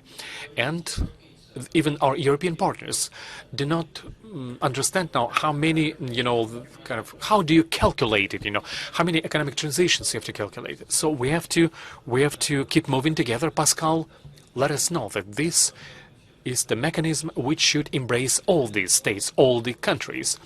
And one of the main principles is approving this kind of July's document. Pascal has mentioned about the European Commission. We have to tie it together with different standards of the international organizations, including WTO. The main principle, and the main principle which business stands for, is that the EU carbon regulation should be compatible with the WTO standards, World Trade Organization standards. And we have to, harmonize it. Since we do not have much time, dear colleagues, I would like to give the floor to 2 more consulting companies to understand what is the main pain points of the business community when we speak about this cross-border adjustment. First, Mikhail Orlov from KPMG. Mikhail, what are your evaluation of risks, and what would be your input into this discussion? Yes, Alexandra, I can say many things, but since we do not have much time, probably I'll have to speak within 1 minute of time. Yes, I would like to dedicate my presentation to the issues of the cross-border adjustment tax. But even for the first topic, I would like to mention, while I was listening to your discussion, it was very interesting discussion, and thanks to Pascal, especially for him joining us today at this session. I had this idea. When a major company, big company, is making an agreement about the joint pricing policy, it's used a cartel agreement. It is called cartel agreement, and sometimes you have even the criminal liability, although it makes it more transparent for a consumer. But when a government is making an agreement about the joint efforts for making new policy in the tax policy, we call it efficient tax cooperation, because we would like to get rid of the tax rivalry. Maybe I do not understand something. Well, it's great that all the countries, despite of their, irrespective of their religious convictions and political situation and their historic kind of situation, they have joined together in fighting this one big enemy, this global taxpayers, and fighting this global taxpayer. We're having big successes. Well, as for this tax, which we call cross-border carbon adjustment, I think the problem is wider, and this tax is not the main topic. But I think the climate agenda is becoming more relevant. Europeans are great. Many European companies are implementing new technologies to make sure that they reduce their carbon footprint. Thank God, it's great. And in this regard, the fact that now we have this kind of European tax emerging, I think it's a logical continuation of the European policy. On the other hand, it's pushing Russia and Russians to do something. But my question is, if we did not have this tax, does it mean that Russia would not be a part of this climate agenda? Of course not. Of course not. I think that this tax, this carbon tax, is helping us to become quick, to become more agile. As for the potential damage, for the business, it's too premature to say. KPMG has calculated this potential, so to speak, damage for the business, including this kind of 5 industries. In the annual terms, this additional tax revenue will be from 1.5 to 2 billion euro a year. 2 billion. In 10-year period, it will be 15 to 25 billion euro. It will be additional tax. You're speaking about the all industries. For 5 industries which are within the scope. Yes, it depends on whether this industry will be able to reinvent themselves, and in this remaining time to implement some new technologies. And of course, whether the government can help them to implement these new green technologies. I believe it's a two-way street. We have to combine the efforts of the business and the government, because both and the whole Russian society are interested in the climate agenda, in implementing this program to decrease the GNG emissions. I'm sorry, I will stop at this because we do not have much time in agenda. Thank you, Mikhail. And I also have a question to Marina Belyakova. She's a partner in Ernst & Young. Marina, what is your perspective? Who has to be an independent observer of this whole process? Who is going to evaluate the efficiency of this process? Well, these could be companies like yours, EY, independent auditors, or these could be more high-tech surveyors, such as AGS. I do not know. Like, who is going to be to do this kind of fine line that Alexander has mentioned? Because to be able to calculate these emissions, you have to have some big methodology, right? Well, I believe that this fine line that you've mentioned, it is not such a fine line. Actually, it's a question of certain algorithms. It's a special, separate specialization and proficiency. It doesn't matter if this will be experts or auditors. It doesn't matter how you call them, right? But what Russian Ministry of Economics is doing in terms of accreditation, this is actually the very right way to go. And most importantly, not only to have it on paper, but actually to have this mechanism like working in real life, so that we could recognize the results of the Russian, efforts. And a couple of words about the general structure. The point is that we in Russia usually have been discussing this topic like, okay, if European Union has done something, we in Russia have to react. We in Russia have to follow the EU lead. And speaking about the Russian exporters, I think by 2026 the number of industries will be growing, which will be within the scope of this new carbon legislation. And for the Russian Federation, if we want to be a part of this system, we have to understand whether it's going to be the quota trading system. And the second point, the second important point is that if it's a very big deal, it's a very serious idea, we see the regulation, it's going to be painful, right?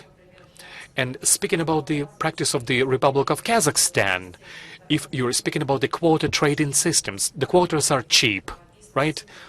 And the business is not like a suffering. There is no effect. There is only ineffective administration. If we are to be serious about this topic, we have to look for the potential of transformation of different industries. And on a serious note, if we want to be like real serious, and it'll be a painful transition, we have to motivate industries to implement new green technologies. Speaking about the carbon farms and the Russian forests and different carbon capture projects in Russia, yes, it's a very strong, part of Russia. We and other consultancies have been doing research. We're going to introduce this research about how can you monetize these projects. Despite that we do not have this regulation in Russia, we have some ongoing projects, and it's quite interesting for the oil and gas industry in Russia. But this kind of, benefits, we cannot do this yet Otherwise, we will be fully subsidizing Russian emissions. We're not going to change the technologies, but we're simply planting like more trees in Russia without changing old technologies. It is not about planting more trees. It's about having this energy transition. Unless we have energy transition, Russia will be covered with forests, but it will have outdated technologies. And in 10 years, nobody will want Russian oil or gas. And the most important thing is who is going to pay for it. Because if we speak about the big things like carbon capture and storage or hydrogen production,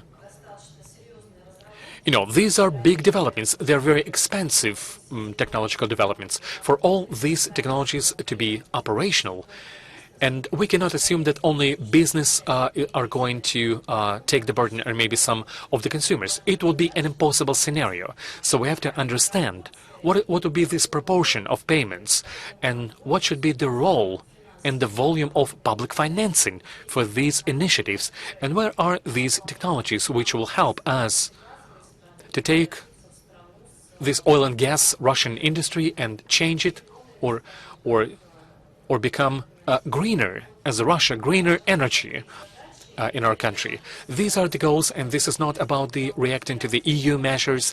It is not about let's decrease export duties and to save Russian metallurgical industry, although we also have to think about this.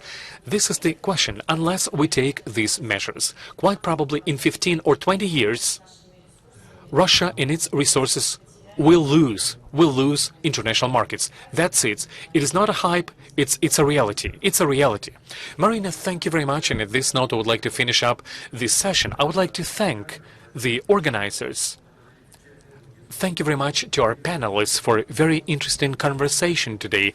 And I believe that you and I have been witnessing the birth of the new international government, at least the part of this kind of new world government, new world orders, so to speak. Yeah. Thank you very much indeed, and have a great day. We'll see you.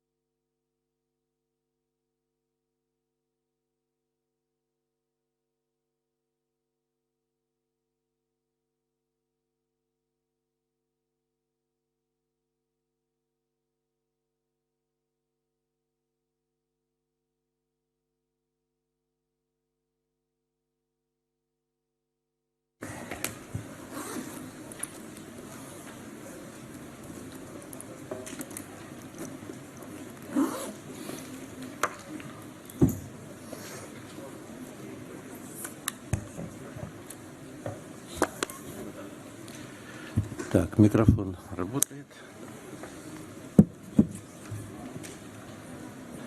Видео.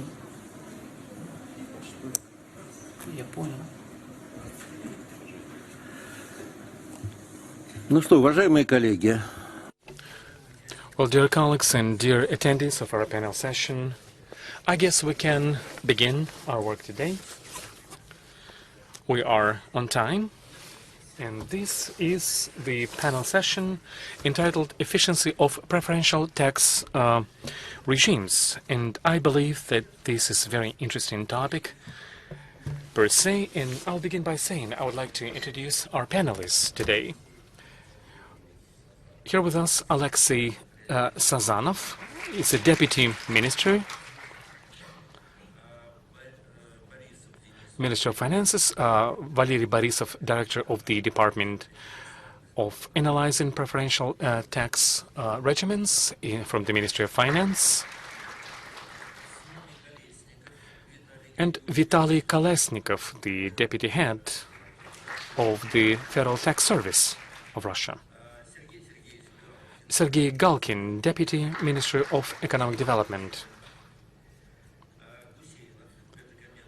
Gaji Gomet Guseinov, the first Deputy Minister for developing the Russian Far East. We have one person representing business community. Oh, I'm sorry. We have Pavel Sorokin. He is a Deputy Head of the Ministry of Energy, and representing business community, Sergei Zhuravlev, the Vice President of the Polus Public Joint Stock Company.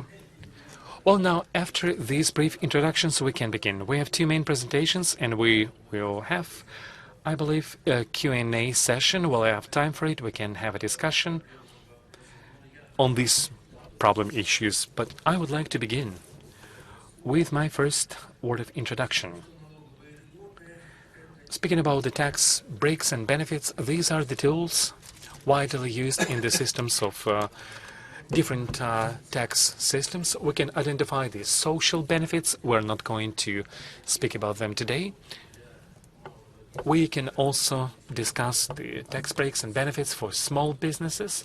Probably we will touch upon that, but I doubt that we'll be able to dive deep. And the main goal and the main topic of this panel session are the so-called investment benefits, which are aimed to attract investments into the economy and to make sure that the economy is progressing for the good of the whole country.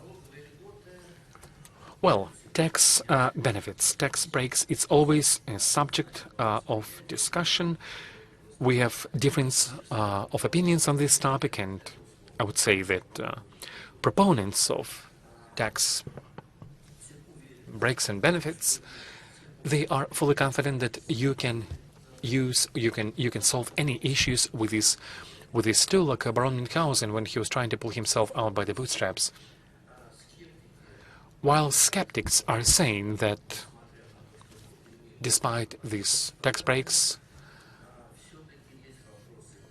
there is still an issue about their efficiency, and they can disrupt competition, can actually create a wrong competition. And there are some other factors, for example, like sometimes excessive nature of those tax breaks. I guess we will also be mentioning that today. Where the truth lies, let's try to deliberate and let's try to find it out within this allotted time we have for this panel discussion. Once again, I would like to make a couple of statements. I believe that they are important. One of these days, I've read a presentation by the World Bank where they had been discussing two main themes. Number one is just to what extent it is important and significant to have certain factors for those businessmen which are decision makers. And it looks like, based on this survey, which I've seen, that tax rates and tax benefits, tax breaks and preferences, these are the secondary factors when making a decision. In 57% of the polled have identified that yes, they are very important. And 40-some% they say yes, it is important, but not a crucial thing for the decision making. 87% of the respondents, they've mentioned the political stability of the state in which you or one wants to make an investment. The law enforcement and regulatory environment have been identified by the 86% of the respondents. The internal market capacity was important to 80%, and macroeconomic stability and the quality of labor resources were also highlighted by the same percentage of the respondents. One more thing I would like to draw your attention to. Whether in Russia we have too many and maybe too little of the tax benefits.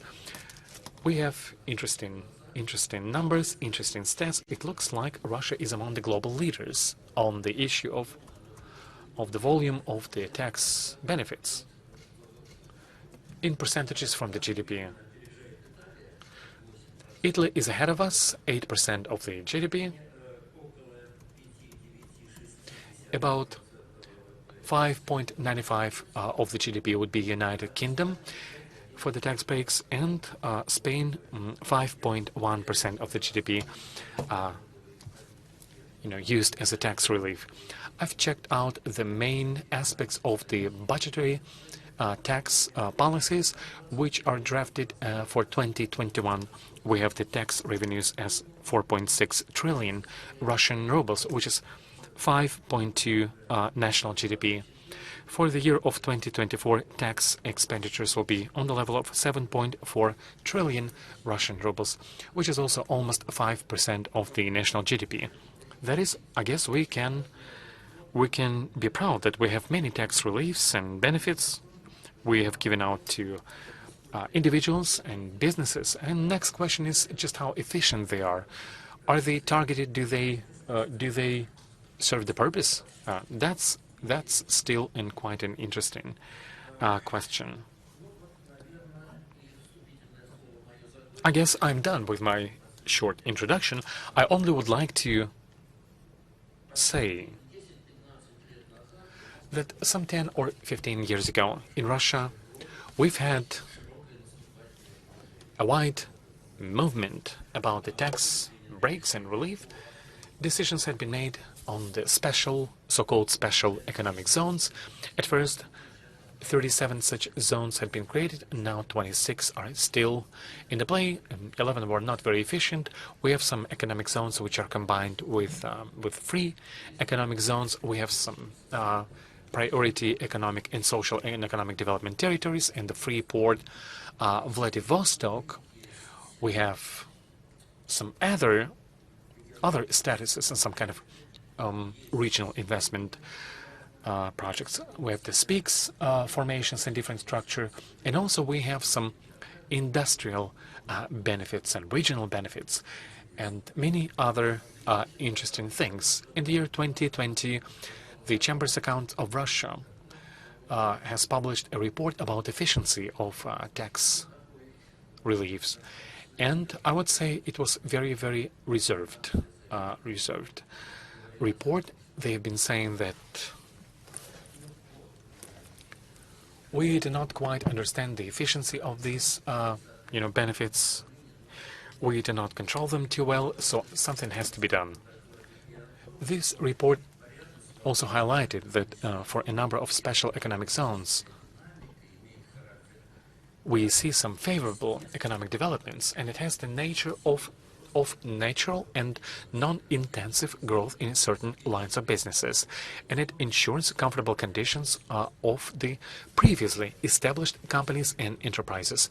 This was a direct quotation of the statement from the report. And here I would like to give the floor to our first presenter today. And this is Denis Borisov, Director from the Department of Analysis of Preferential Tax Regimes, Performance Ministry of Finance of the Russian Federation.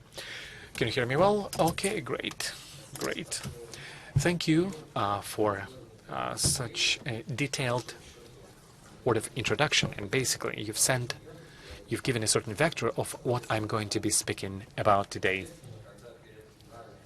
It's quite natural that when we first had faced this dilemma, how can we evaluate those breaks and benefits which we've issued? And if we're speaking about investment tax breaks and benefits, but if you look at the total volume of benefits, you can calculate them differently because some of these tax breaks and benefits can be broken down to federal level, regional level, although in their essence they serve the same purpose in specific situations. So by different estimates, we can say that over 3,000 tax breaks and benefits we have in Russia.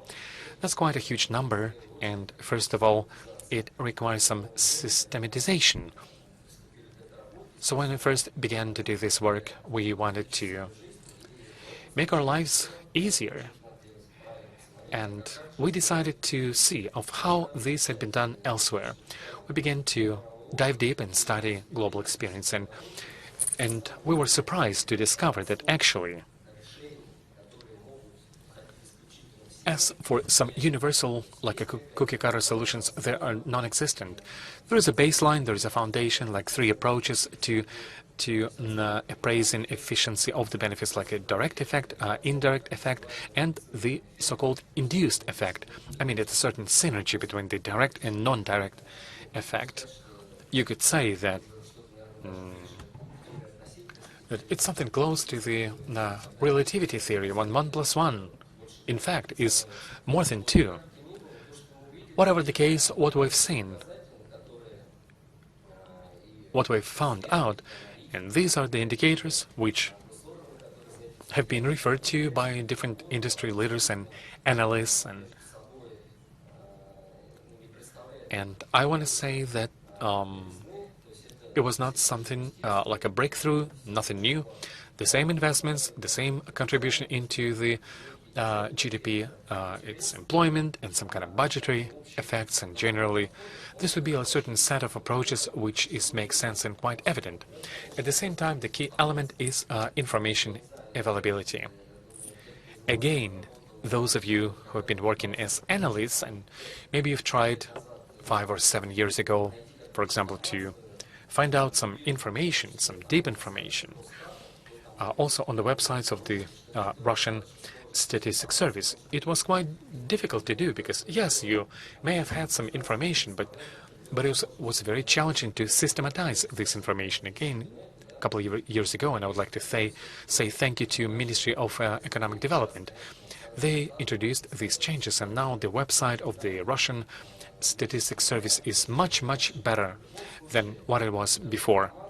In any case, this information is valuable because you can build any great model, but if the information in this model is incorrect, as a result you'll get a wrong outcome which will not be interpretable, or you will not make the world better with this information. So it's element number 1, or step 1. So when we were thinking like what should be the right approach, we thought about what kind of information, what kind of quality of information we have, and if we'll be delivering some insights based on this information, they should be correct. Again, number 1, number 2, not in a certain sequence, but just whatever comes up. Again, the second point is digitalization, because many benefits, many tax breaks, and many taxpayers which are entitled to them, all of them require some information technologies and processing information. It is the technology which enables you in a very short time period to cluster this information, to aggregate this information, and in this sense we had to work with the Federal Tax Service, which has been highlighted on the previous sessions. I believe that in terms of its technological development, Federal Tax Service of Russia is one of the most developed in the world. So we came to them, asking them to plug into this work, and thank them a lot for being very cooperative and joining into our process. What else I would like to point out? On top of the methodology, the question number one of the first questions we had to work on, since we're speaking about investment tax benefits, those tax benefits which eventually stimulate taxpayers and companies to be more proactive in investments, we had to identify the scope of those benefits and breaks, like Sergei has mentioned already. If you try to classify these tax breaks, we have the special tax regimes or speak modes. We have the industry-specific benefits in the energy field. We also have some stimulating tax rebates from the profit tax. And basically, you can split them up into two categories, like a rental-based benefits and non-rental-based. Now, again, why we've had this idea of moving on and sort of look at the level of taxpayers, because it's a known fact today that in April of 2019 the Russian government has adopted a decree and they proposed to evaluate budget efficiency of so-called tax expenditures. But evaluating the budget efficiency, it has been done on the macro level. It does not impact those deep processes which are happening in industries and companies and which are affected by certain tax decisions by tax authorities. So we have identified this kind of approach. We've named it the two-key approach. That is, if we say that a certain tax break or rebate could be efficient, it has to meet two criteria. Number one, being a budget efficient, which we evaluate by the curators of the budgeted expenditures, and it has to match the second type of efficiency, like to what extent this benefit is needed or not needed in terms of taxpayers' perspective. Structure-wise, we can see that the oil and gas industry is prevailing, and I guess I can celebrate all the oil and gas people with their professional holiday of Oil and Gas Day. It looks like all the oil and gas professionals are financiers at the same time, because again, the tax breaks and benefits and taxes in general are playing a huge role in the oil and gas business. And again, if we're saying that or if we are speaking about this process of trying to evaluate the tax breaks efficiency, we divided it into two big chunks. Again, it can be explained because this information we have, it is not homogeneous, it is not uniform.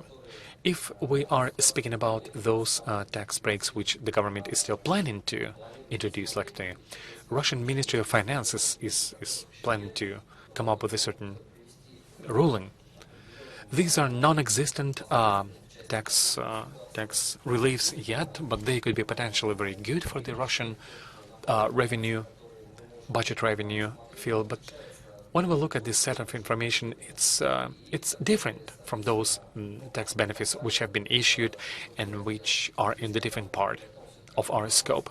So when we're thinking about what kind of information has to be collected, we decided to unify it so that these standards and claims should be clear for everyone, and lest we have some differentiation between different industries. So whenever we ask our counterparties to supply us with certain information to understand whether this particular benefit is sufficient or non-efficient, we are asking for the standard package of information. Of course, industry-specific it could be slightly different, but usually it's the same package of information. And those companies who have been our partners in this work, they know what we have been asking, no problems with them, no complaints. So if we break down this process stage by stage, we are checking, we're looking at different requests for certain benefits. We see whether they comply with the overall overarching goal of developing Russia, and whether this information which is being submitted to us by our counterparties. And another thing, we have to verify this package of data to make sure that this data is reliable and trustworthy. Because after all, this data become the basis, and they actually the most important medium in those conclusions we arrive to. And so using this as a baseline, we do the integrated efficiency analysis in terms of the economy and the budget. Yes, we understand that when it comes to requests for the new tax breaks and benefits, this could be new projects, and if you try to calculate some budget efficiency, it doesn't make any sense, because again, this project may happen or may not happen. If you compare anything, run anything against zero, it does not make any sense. So in this case, usually, we are trying to project potential revenue from such projects and lay some claims on the level of profitability of the project. And people can say, how do you identify this potential revenue streams of the project? Projects are different. We can discuss it and have a heated discussion around that, but once you open analytical research held by different investment banks, you will see that the discount rates are totally different for different companies, for different banks. We realize that, but sometimes we are being convinced that this and that project may survive if the IRR is about 30%, but at the same time we see that analysts are told that the internal rate of return could be at 10%, and that would be enough, and that this is no go. And this is our firm position. If the project is not new, and the situation might be binary, but at the same time, the distribution of these revenues between the state and the taxpayer has to be adequate and has to be fair. After that, certainly we'll look at the projects which are being launched and which in essence can be called an upgrading or modernization projects. We're looking at the budgetary efficiency, how much money the state can earn from that. The IRR has to come with some benchmark. We compare that with how much the state may get. For instance, once it invests into the T-bonds, we look at the key economic indicators such as the level of economic activity. We're all interested in having investments go up. Therefore, we pay special attention to the connection between the benefits which are needed in order to implement this and that project and how much the company, rather than the state, is ready to invest into the project. Dennis, I apologize. I have to limit you in terms of the time allocated. I'm just speaking about the benefits because in the second part of our roundtable, we'll speak more about our system, which we have developed for the incumbent existing benefits. In terms of the new benefits, what we look at, we make our own statements and reviews.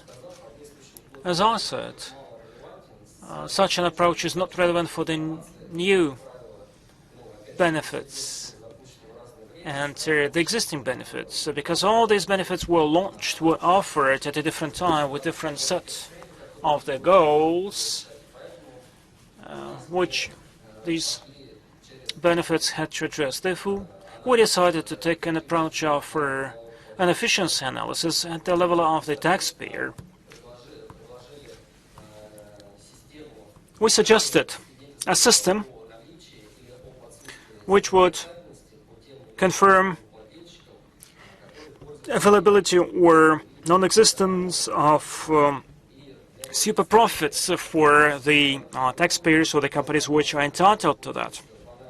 The data which we're using for our analysis starts from the accounting statements and the data on the budgetary revenues.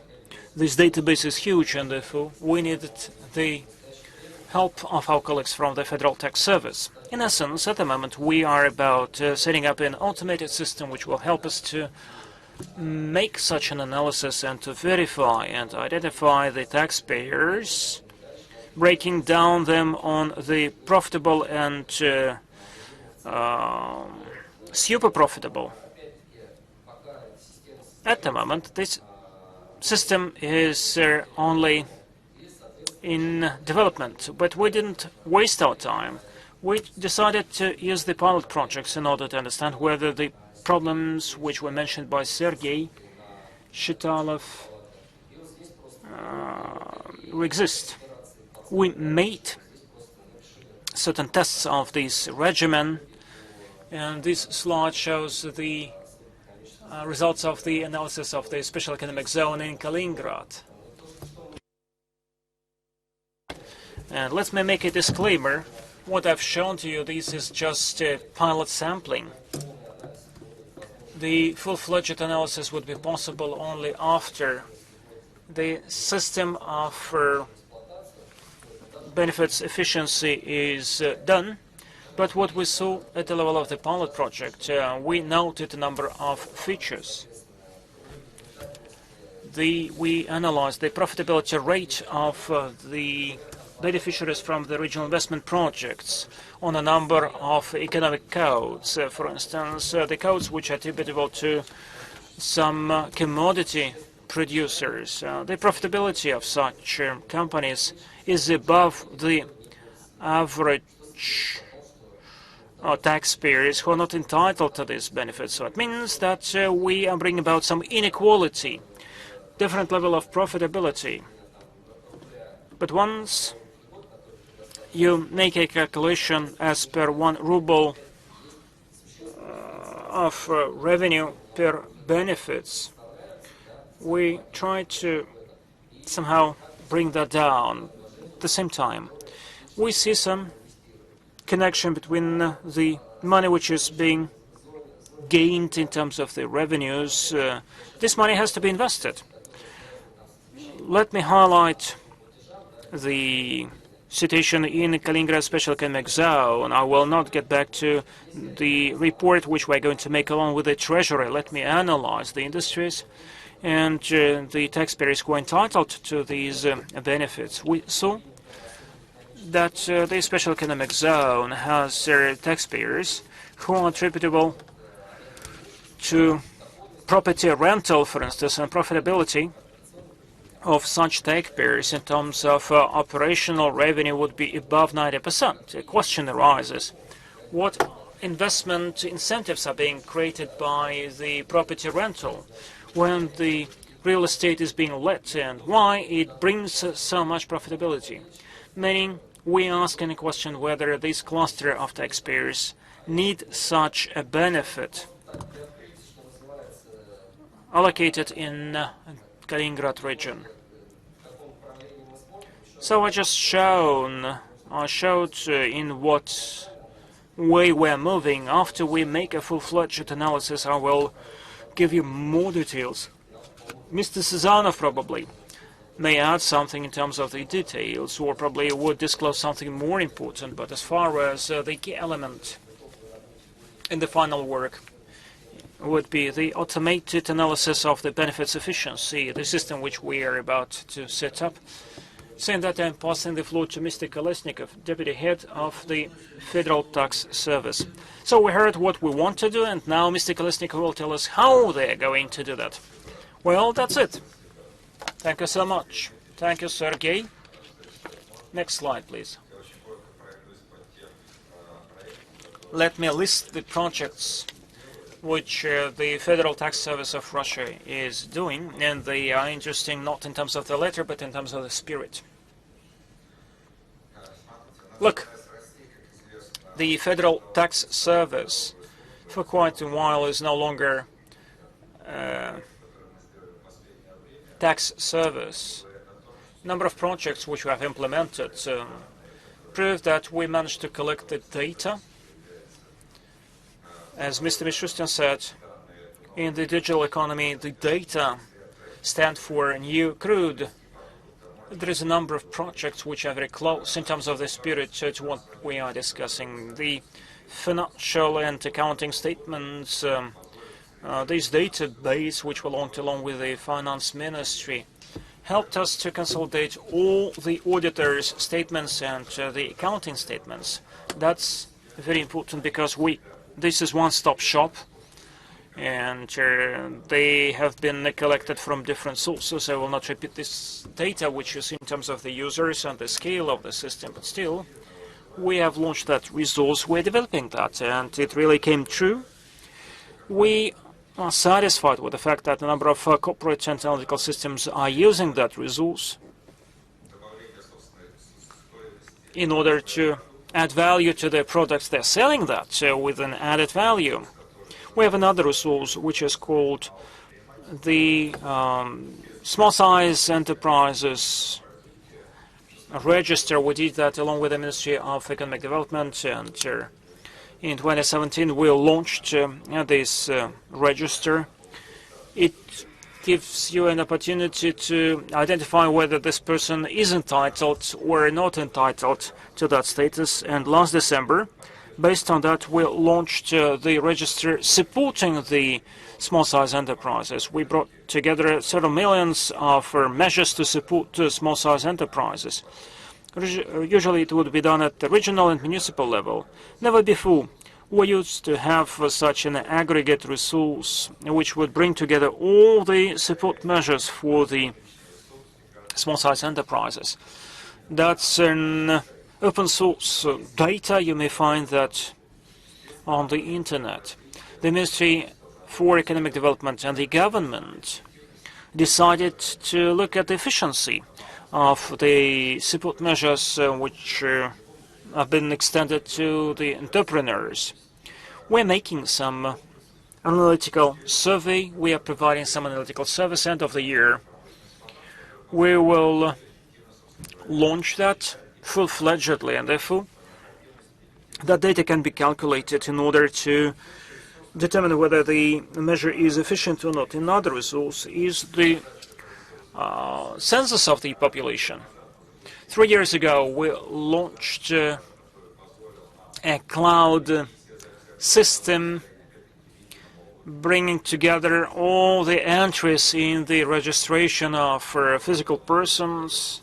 Last year, we converted more than 400 million such entries into digital, and the government, with our help, with the help of that system, managed to extend assistance to the most vulnerable people, paying 5,000 to 10,000 rubles each. And sadly, that would be not possible once we had these entries about the marriage, divorce, etc. The population register is based on the same system, and therefore we can interact with the social treasury. We can offer to the families. So we no longer speak about the households, we speak about the family, and this data would be rammed home later on to the pension fund and to the Ministry of Labor, so that they could do some calculation using some benchmarks and thresholds in order to decide whether some subsidies have to be paid to the families with children in order to bring them off the poverty. This goes along in line with what we are speaking today. And finally, the product which we set up today, that's about the product benefits. In close cooperation with the Ministry of Finance, we are focusing on the tax spending. For instance, we may understand this way what kinds of costs are being borne by the regions. There are thousands of these spending items. Next slide, please. I have a problem with the clicker. Apologize. In essence, you see that starting from 2016, we took the data starting from 2016, even starting from 2014. We see that in absolute terms, the number of benefits goes up. For instance, that's the income tax, profit tax, and the property tax. And the volume also goes up. The same is true of the social support. All the time we see the rise in the number of these benefits and rise in the absolute figures. 40% of the benefits of the profit tax are not very right, and they attain no goal. They are not paid back in the run of 3 to 5 years. Colleagues from the finance ministry turned to us, and with great pleasure we accepted that invitation. Why not using all our resources and certain digitalization, which we're not satisfied with, but still many experts believe that it's quite high. So we're thinking about how to set up such an analytical system called tax spending. This is what we're doing, and we're going to commission that next January. I hope that everything would go on well. We are now testing it. We take some methodology from the finance ministry. It is related to the operational profitability and some other indices. We take some preferential regimen, certain zones, which were mentioned before by Sergei. And we look at how this and that preferential regimen or benefit impacted the financial results of the company in certain industries. So we have some economic codes as well. And you're familiar with this, our service offered by the Federal Tax Service, and we compare that with the average industrial profitability and certain thresholds set by the finance ministry. That's a very simple objective. In essence, we are looking at whether the benefits increase the budget for the payroll, whether investments are going up. There are certain coefficients being proposed, and we compare that. Compare the enterprises within one group of economic codes who were entitled to these benefits and those who were not entitled to that. We mark it, and we come up with the result, just like any analytical system. The threshold figures are not incorporated with the economic codes, and different indicators are possible for different industries. There is no one-size-fits-all. For instance, construction is different from retail and is different from oil and gas. The figures which we see on the slide, they are approximate ones because the system is in a test mode at the moment, but we see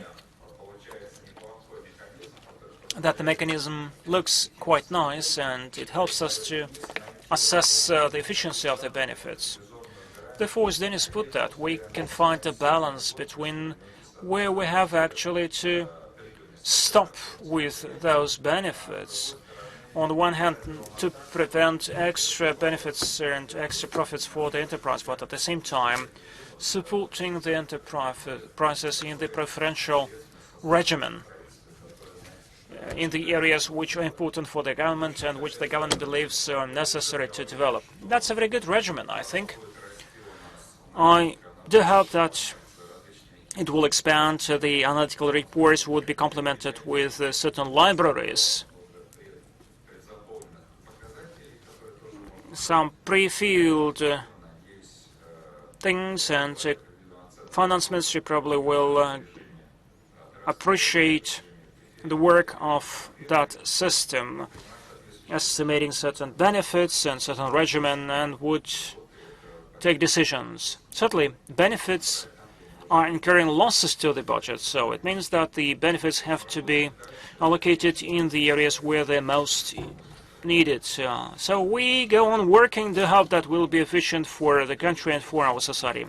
Vitaly, thank you so much. I do think that no one in that room doubts that the Federal Tax Service is ready to tackle with any analytical objective, collecting any data, making any conclusions, but this doesn't rule out either political decisions which sometimes have to be taken For instance, the finance ministry does that. I have several questions left. And in essence, I didn't understand. We are discussing some new benefits which will emerge inevitably, and the approaches to how we may assess them, how we may break them down into certain groupings, and we have to understand what we do with the existing benefits, whether they are efficient or not. Once discussing the future benefits, whether the project takes off or not, takes off the ground or not, does it mean that we're going to assess any project? Are we going to turn to the finance ministry and the finance ministry would make this analysis, or some other mechanism is suggested?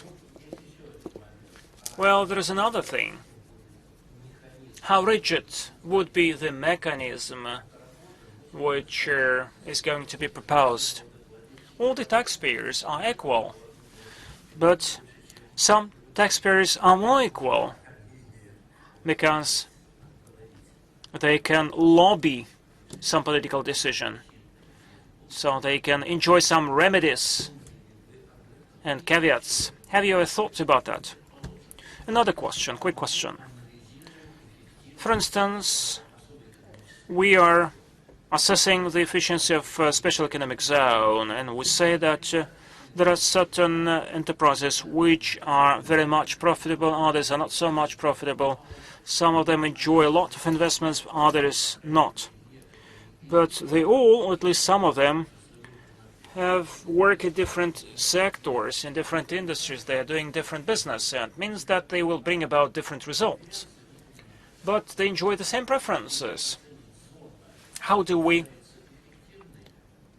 assess whether the economic zone is efficient or not? We have to fine-tune something, we have to wind it down, or what decisions are we to take? Alexei, over to you. Mr. Sazonov. Well, once we're speaking about the investment benefits, first of all, we are performing the instructions of the government and of the president. The finance ministry cannot offer benefits on its own, therefore we are ready to discuss what we are getting. And what Denis spoke about, this is an attempt to systematize the process. For instance, once you consider some new initiative of extending new benefit, there should be some standardized set of documents or rules. For instance, company A comes to you and says, I have this project, but it will not take off the ground without benefits. Give us some benefits. What will the finance ministry say? First of all, this is the president or the government that has to say. The finance ministry is secondary to that.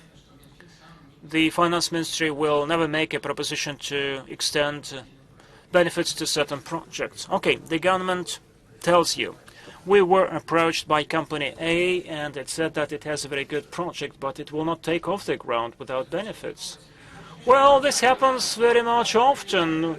Even when you were younger than today, it used to be so. The years pass, but the companies are the same, A, B, and C. Nothing changes. So I'm very much surprised with your question. So what will your analytics tell you? Well, the analytics will tell us whether the project may take off the ground or will not without the benefits. Okay. I got you. Thank you so much. I have one more quick question. Well, tell us about the special economic zones. Well, the main idea behind that is that we look at different industries for which the benefits work. As Vitaly said, we do some sectorial or industrial analysis. This is not just a list of taxpayers who are using this or that preferential regimen, but we're looking at what industries are using these regimen. Sometimes there has to be some tailored approach. The benefits which are extended, for instance, these might be some obsolete manufacturers who accidentally emerged in this perimeter. But actually, thanks to the benefits, the profitability skyrocketed. This is just some data to contemplate on. We're going to analyze the benefits with regard to the economic codes, and we'll show that information to the analysts. And who is going to be the decision maker to take that decision? I'm not in the position to say. Me and Dennis, we have just to feed that information so that people would know what benefits are being offered and what happens as a result of offering these benefits. And probably eventually we'll come up with some common understanding how to fine-tune these preferential regimen. Probably some of them would be ruled out. It is not that we shout that everything is bad and so let us abolish that. No, certainly no. We have to be unbiased. There should not be zoos for the taxpayers. So when the companies say we're not going to compete against anyone and we'll enjoy the benefits and we'll live on that, such an approach is not welcomed by the finance ministry, either by the government. But nevertheless, we have to assess the efficiency of the benefits, or at least we have to discuss that with the society. And my final statement concerning the share of the tax spending and the GDP. So the GDP grew by 4%. Yeah, if you decompose it, so to say 83% of those benefits we have, roughly 50%, speaking about investment benefits. Now we're not discussing about the social benefits, but out of them 83% of all the investment benefits are applied for the oil and gas sector. And this is not surprising.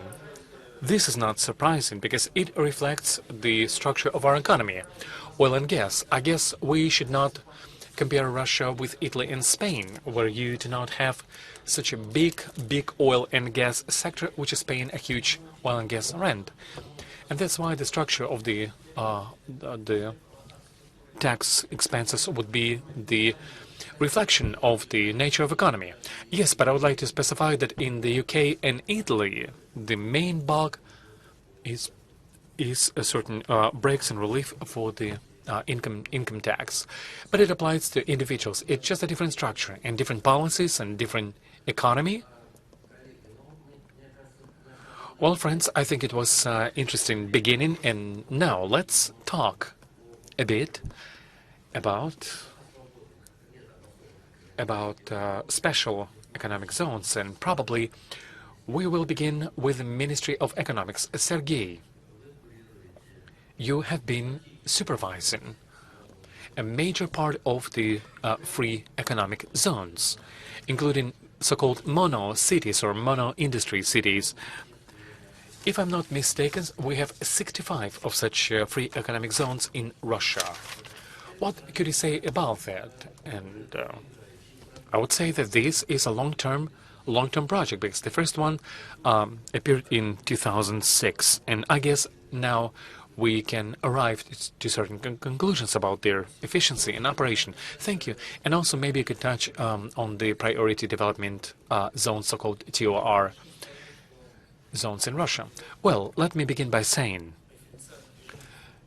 that there are many preferential modes or regimens. Over 10. Some are more proactive, some are less. We have 213 locations in Russia. And we have about 10,000 companies as residents in these special economic zones. Well, we have been administrating these zones and these territories, and at the same time, it is important to understand that each territory-specific preferential mode is basically investment portfolio. That is a group of companies, or let's say a certain basket of companies, or basket of investment projects are being implemented on a certain territory with a goal.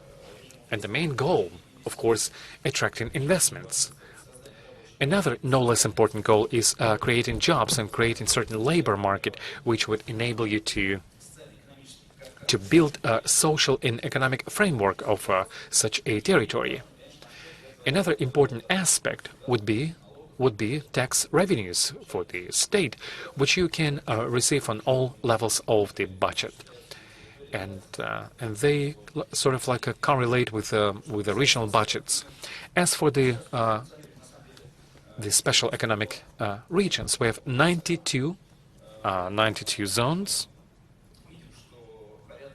We see that about 52,000 of them are quite sustainable jobs have been created in the economy, and also it's about 138 billion of investments.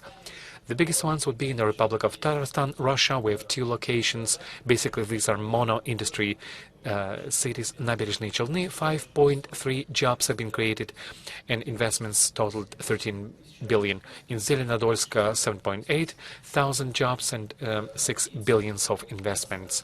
And the goal of these special zones in the mono-industrial cities is to make them stronger economically in those places, in these towns where they had a very high dependency on the town-forming enterprises, and those cities or towns have been in the crisis. So we had to create more jobs, and these tools is basically aimed at solving this problem.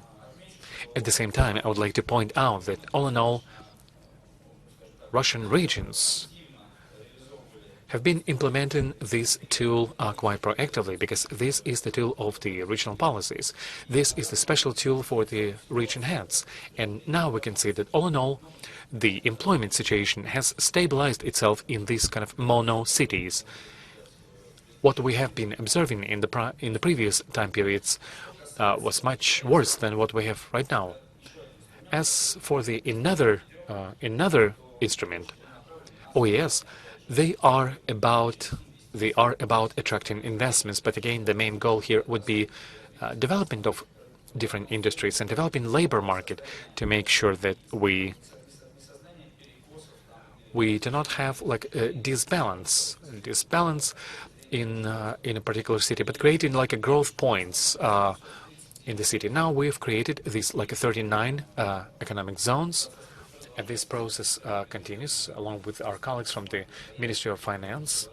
We form certain proposals, and all in all, now we have about 100 billions of investments in these zones, and we created 46,000 of works. And we still have a discussion.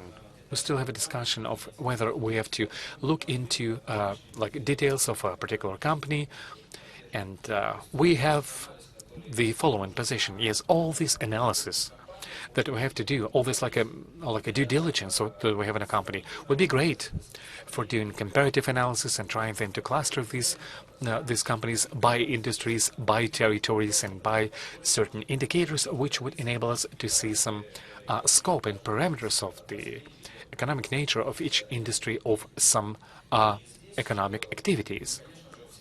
Well, here we, as the Ministry of Economic Development, not only we're speaking about those breaks and preferences, which were helped with the Russian Ministry of Economic Development. Well, we're speaking about the investments in the federal level, in the regional level, and again the local expenses, which are born for implementing different infrastructure projects. I would like to know that today we have about 223 billion rubles have been invested. Both federal money and regional money have been invested into these infrastructure projects. If we will compare it with the level of tax payments which have been made, it's 211 billion rubles. As a matter of fact, the tax payments from these investment portfolios which we have, they begin to pay back for themselves. Another important thing that in our estimation, we also have all the actual benefits and breaks. Right now, it's 80 billion Russian rubles. If we'll sum up, if we'll compare 80 billions which of the benefits which have been provided and those tax payments which we've had. It looks like the tax payments are increase by the factor of 2.5. Then, if we take all the budget investments and taxes, it looks like 300 billion rubles. Against them, we can see that the return on investments is 70%. And we have certain locations like Alabaga, where we have the return of ROI of 130%, both of the budget investments and the taxes which are being collected every year. In St. Petersburg, it's 157%. Yes, we do have some zones which weren't able to reach at the sustainable operational phase. We closed down these kind of zones. The reason for closing them down is lack of activity of the local residents or investors, or no investors at all.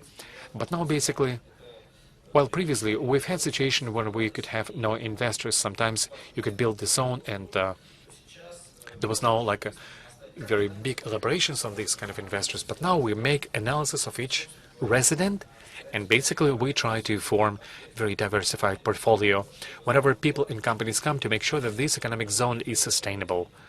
We have adopted some changes into our regulations on building the zones, and we put the requirement about the minimum volume of investment, about the minimum number of investors, so that we could build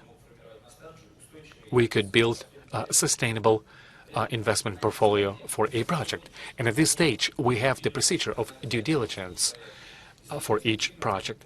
We in the Ministry of Finance, every time we can see that a lot of information we have to draw from different sources, to involve some third-party experts to have the quality analysis of making a decision would it make sense or not to provide tax breaks and benefits and to create this kind of special preferential regimen.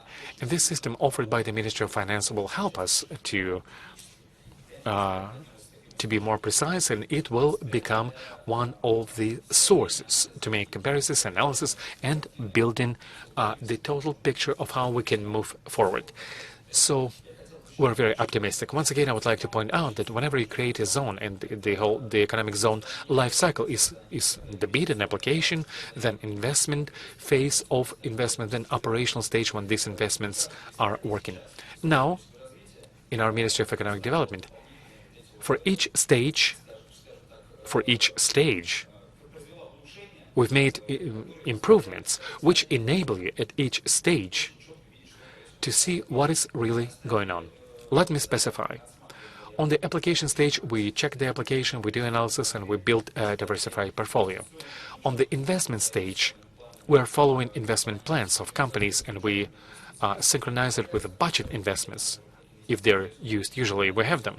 In operational stage, we monitor the process of obtaining benefits and revenues, and whether we have some economic effect, economic outcome, like creating new jobs and implemented investments. The most important is that on each stage we do our own efficiency evaluation, because investment stage, it's about synchronizing your plans and implementing these plans. On the operational stage, you have to look at indicators related to operational activity. And this whole evaluation has several components. We publish annual ratings. Like I've mentioned, we close down those projects which were not efficient in those economic zones. And vice versa, if we see that some economic zones are super successful, usually it's a fruit of cooperation with the local region. As for our experience of working with the different preferential regimes, like the Magadan Special Economic Zone, it's a separate legislation in this region, be it Kaliningrad or Crimea of Russia.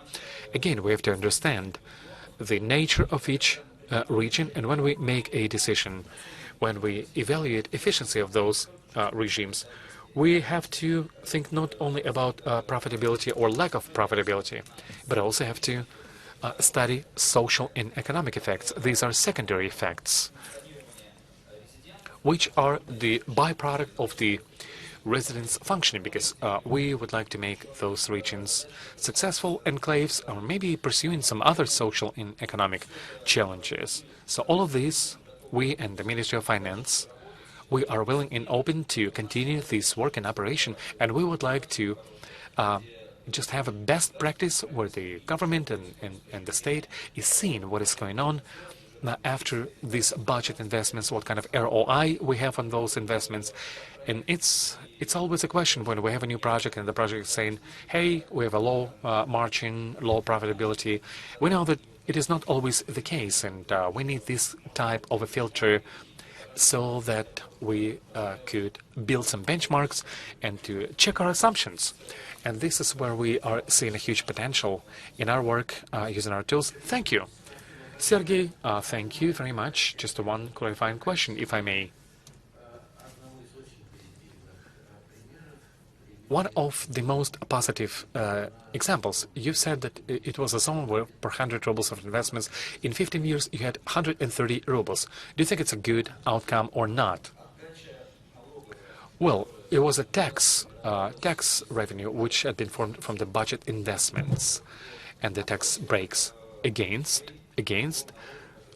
those tax payments which the zone is making. Like if we speak about the jobs and out of budgetary funds, we also have to take into account. No, I agree with you that in addition to the budget effect, we also have to count in different effects and like creating jobs and added value and you name it. But when it comes to the budget, 15 years and 30% increase, it is not that much, right?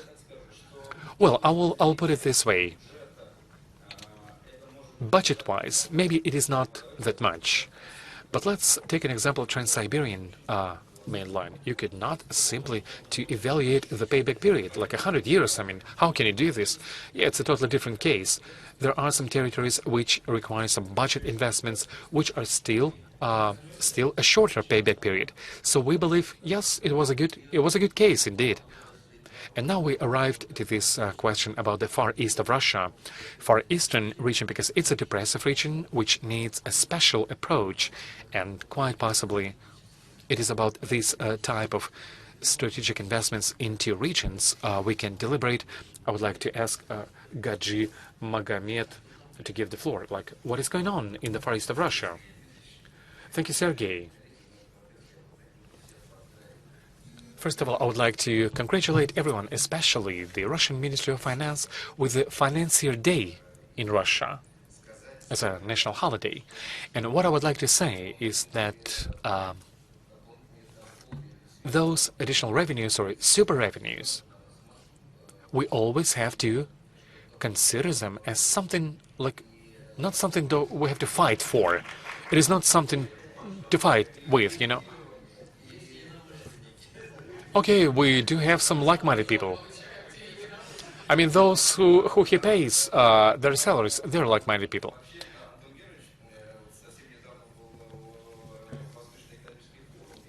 We've had the Eastern Economic Forum. We've had some meetings with the Russian president, and Anton said that we have to have a positive outlook. So I'm just continuing this tradition of having a positive outlook, you know, to stay on the sunny side, so to speak.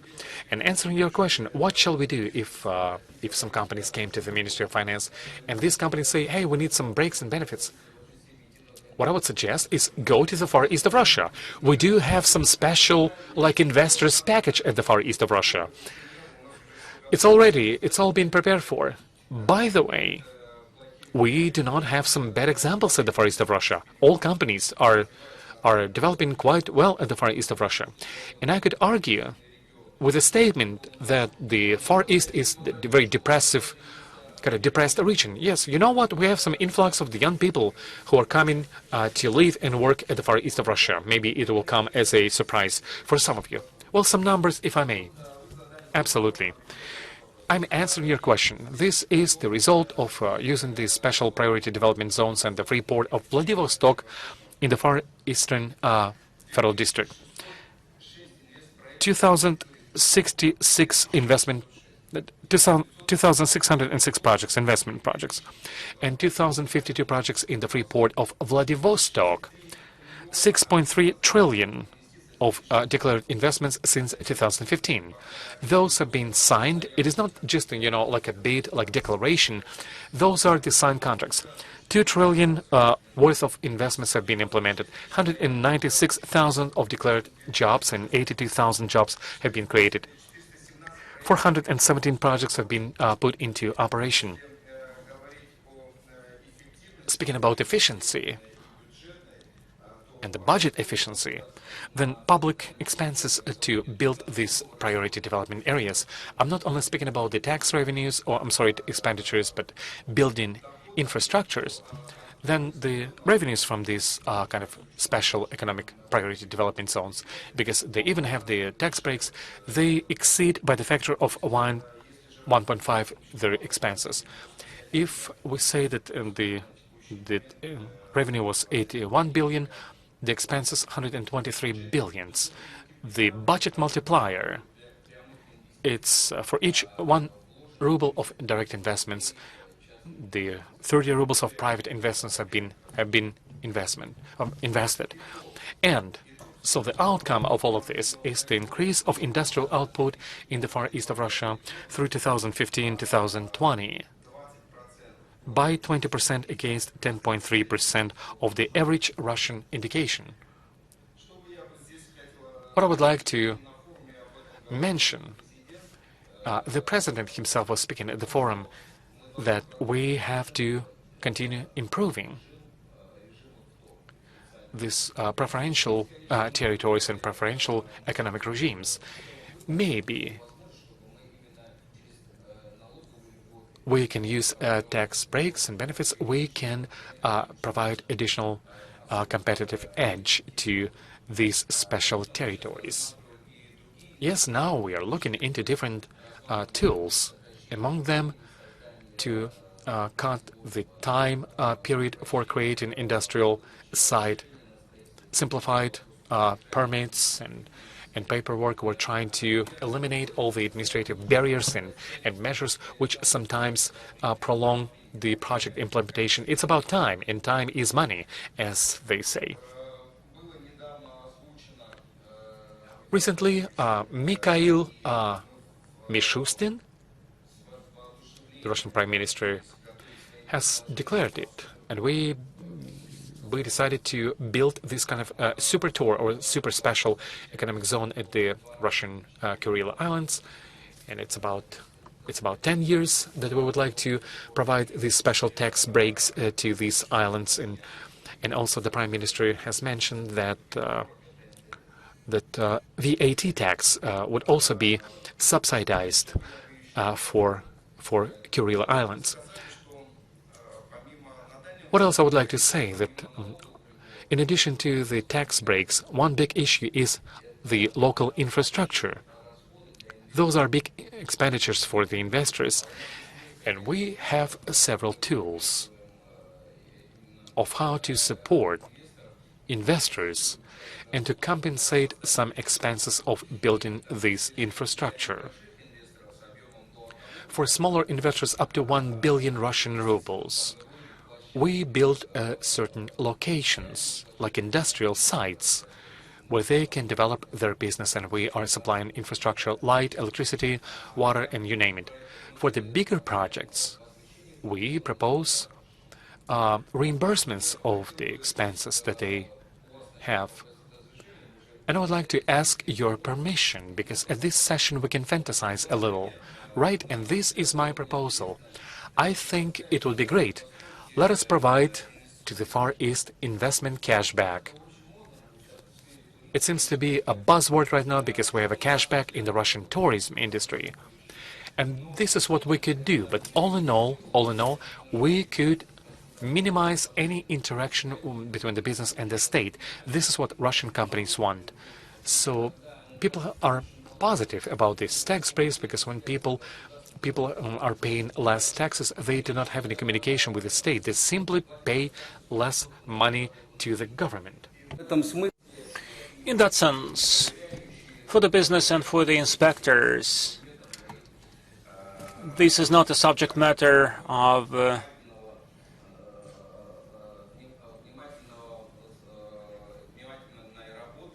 This is not a subject matter of discussion.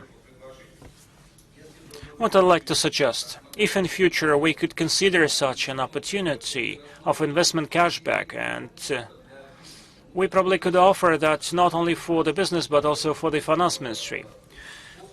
The finance ministry, once certain facilities are commissioned, if someone has built an asset, a plant or an enterprise, the finance ministry, let it be the Ministry for the Far East Development, or let it be the Federal Tax Service, and colleague on my right said that the tax service went beyond its authorities. Well, you were pulling my leg, but 10% of cashback could be offered to compensate for the capex through a grant. We did a calculation. If we look at the profitability of these investments, so the federal taxes benefits would amount to about 11% in the horizon of 10 years. Do you like it, Alexei? Well, generally speaking, I am against cashbacks, so you have not experienced yet for that. Well, it goes against my grain, but anything is possible in our world. Thank you so much. Just, I have a question to specify. Remember that correctly. Those zones in the Far East, for instance, were set up in order to create new competitive product and to enter the Asia-Pacific markets. Do we go along these lines? Well, it's very difficult to say whether everything adds to that, but we have not deviated from our main goal. We are looking at different evolution waves. First, there were more production. Now we see more refining. Gazprom is building a processing and refinery plant, especially ones which are targeting Asian markets. If we solve the problem with energy supply, then the agricultural issues would be solved. For instance, in Jewish Autonomous Region next to the border with China, there are some complex soils. Well, we don't have much time, and there are two speakers more. Pavel, I have a question to you. We heard that the main consumer of the benefits, that's the energy industry. We were told that we cannot give you so much benefits, that you get too much money from the public offers. Do we agree with that?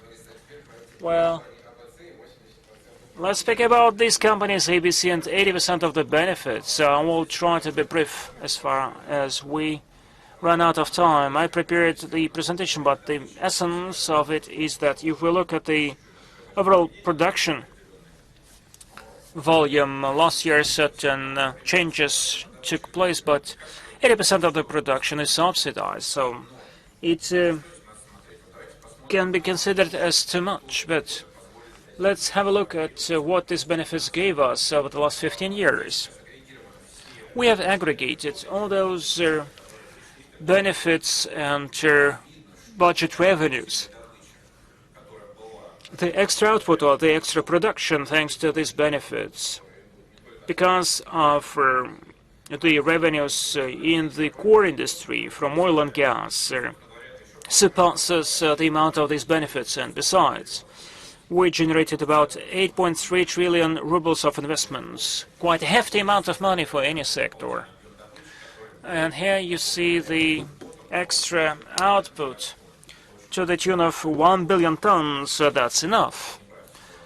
If we actually let aside the OPEC Plus agreement, we are producing 500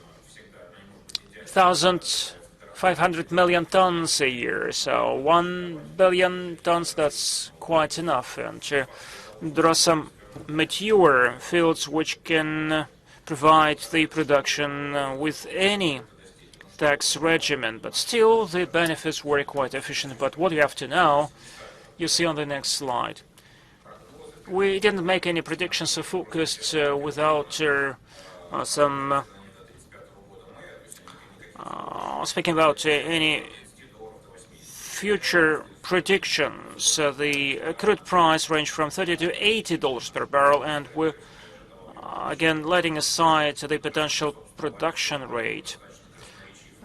The chart is quite illustrative. So once actually the crude prices are 80, the rent would be quite enough, and you can take part of that rent. But if the crude prices are $30 per barrel, then the rent would be totally unaffordable for the companies.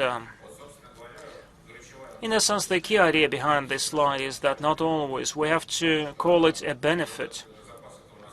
We still will have the reserve and we'll always have the potential, but whether we are ready to get 8.5 trillion rubles of investments, and it can translate into giant orders for the adjacent industries, and the energy sector accounts for about 20% of the GDP. By 2030, this extra margin is quite little, even at the worst-case scenario. And the question arises how we reach this balance in the fat years. We do not let too much profitability, which is not right, but on the other hand, how actually we make sure that for 10-15 years to come, the industry is still generating profits. And coming to my conclusion, so there is an example of some efficient initiatives which were developed for more than 2 years. Last October, we adopted these initiatives thanks to the Ministry of Finance in order to create such an incentive. That's about upgrading petrochemistry and refineries. Since last October, 1.3 coefficient has been introduced. This is what the colleagues from the tax service told us, and Alexei told us about that. When you do the measurement by efficiency, and once the investment agreement is violated, you have to pay it back. So 8% of IRR for the hydrocracking unit.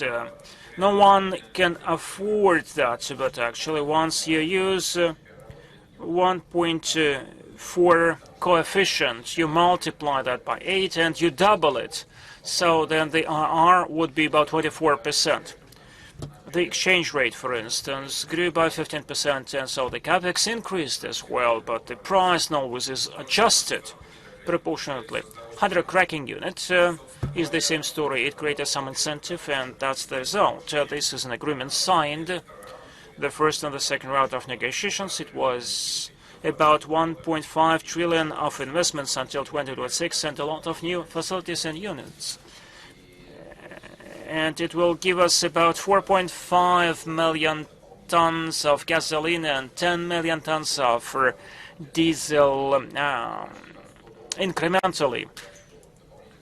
So, and selling that, we will pay the profit tax and the taxes for transportation, etc., etc. So that's a huge figure, and by 2030. Next slide, please. It will help us to increase the output of the light products, increase by 5% against the current level. The same is true of petrochemistry. Speaking about doesn't work. The same is true of petrochemistry. This is a capital-intensive industry which is critical for the survival of the industry amid the energy transition. Before, for instance, petrochemistry without the subsidies would enjoy the IRR of about 80%, which is not enough. In the run of 8 to 10 years in this volatile sector, then thanks to the investment agreement, the IRR would be increased by several points, and reaching 12%, it makes it quite viable. And therefore, the Russian Federation may get, as you see, almost tripling of production of major polymers, and therefore we may take up to 7% of the share in the market.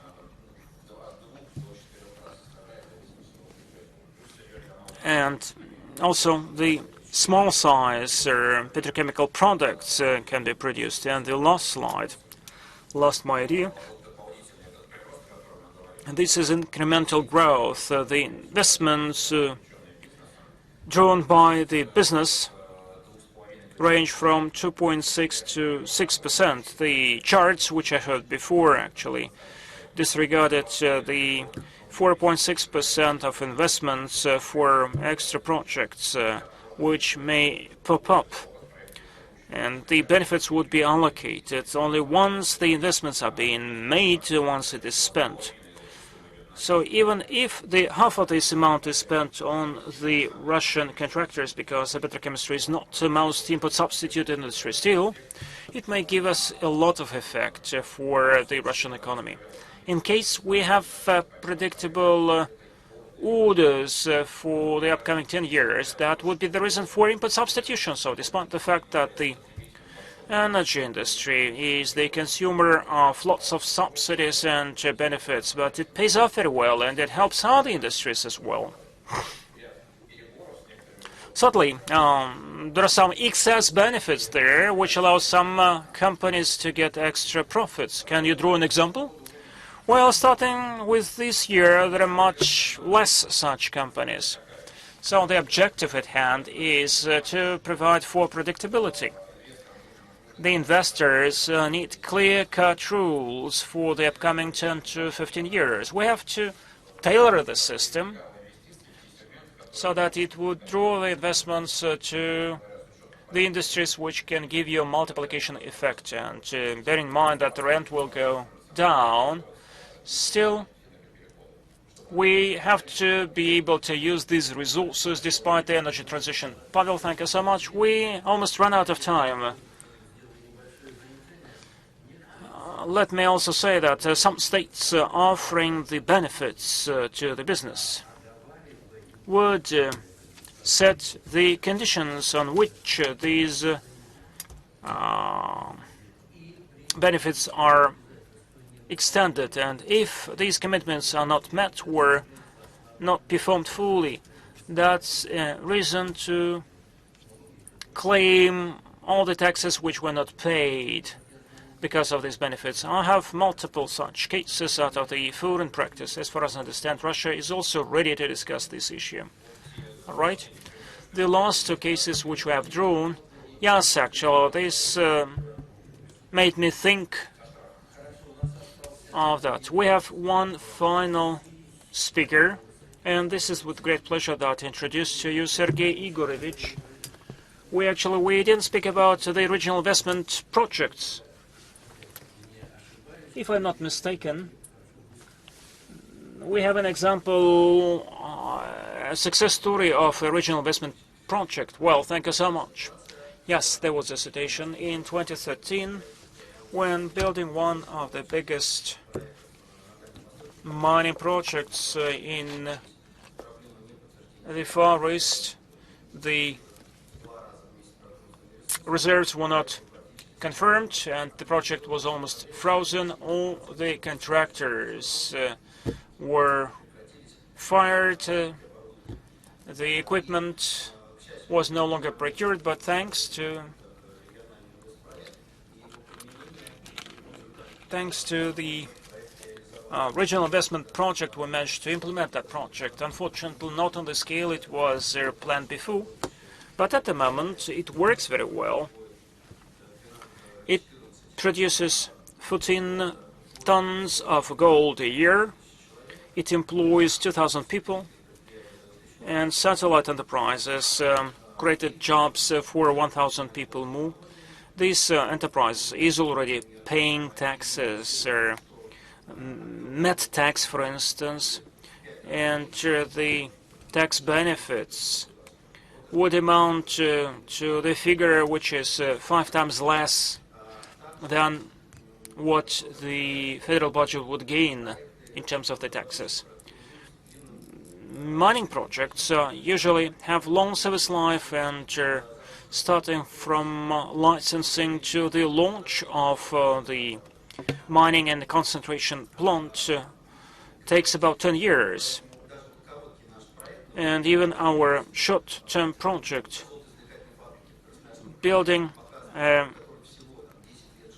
gold mining factory in Krasnoyarsk, its service life is only 5 years. We used this regional investment project regimen, and it will give us a lot of effect, almost increasing the budget revenues 5 times. It's quite obvious for us that this mechanism is efficient and is demanded for.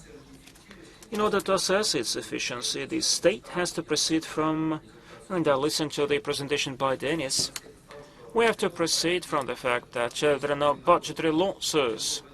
There are just new taxes, despite the benefits in terms of the MET tax and others. Even from the very beginning, the profit tax has to be paid and the social taxes have to be paid. But in a couple of years, it pays the MET tax, and at the same time, the satellite enterprises are paying taxes as well. Besides, it won't be right to say, to assess the efficiency of the regional investment projects 5 years after they were launched. In 2016, we launched that, and the first 5 years usually would be most favorable regimen for the business. The budgetary effect, the expected budgetary effect, or budgetary revenues would be negative, but in 10 years, this is something we have to look at. For instance, the same is true of the priority development areas, which cannot be studied and analyzed sooner than in 20 years.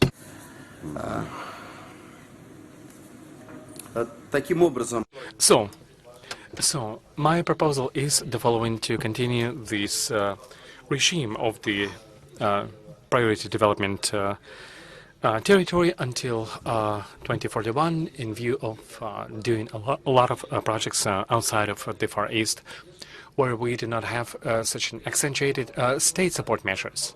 At the same time, we could set up the higher capex compared to what is being offered right now, and also to introduce a stabilization clause which would specify that these kind of benefits would be unchangeable. And I'm done, briefly. Thank you. I have a question, if I may.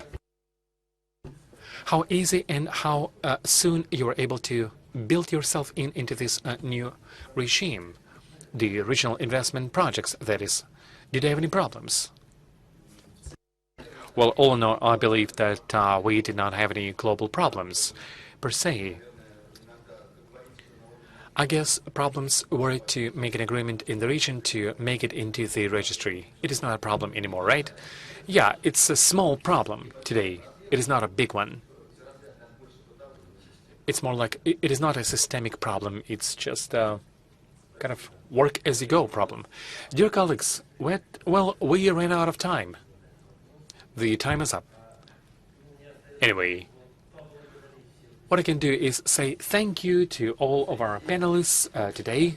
Very good job. I think we've touched upon very interesting topics and issues. We got great answers, something to think about, something to ponder, and I'm hoping that our audience spend this time very fruitfully, and quite possibly they will also get some ideas. And as we conclude, once again, congratulate everyone on the Financial Day in Russia.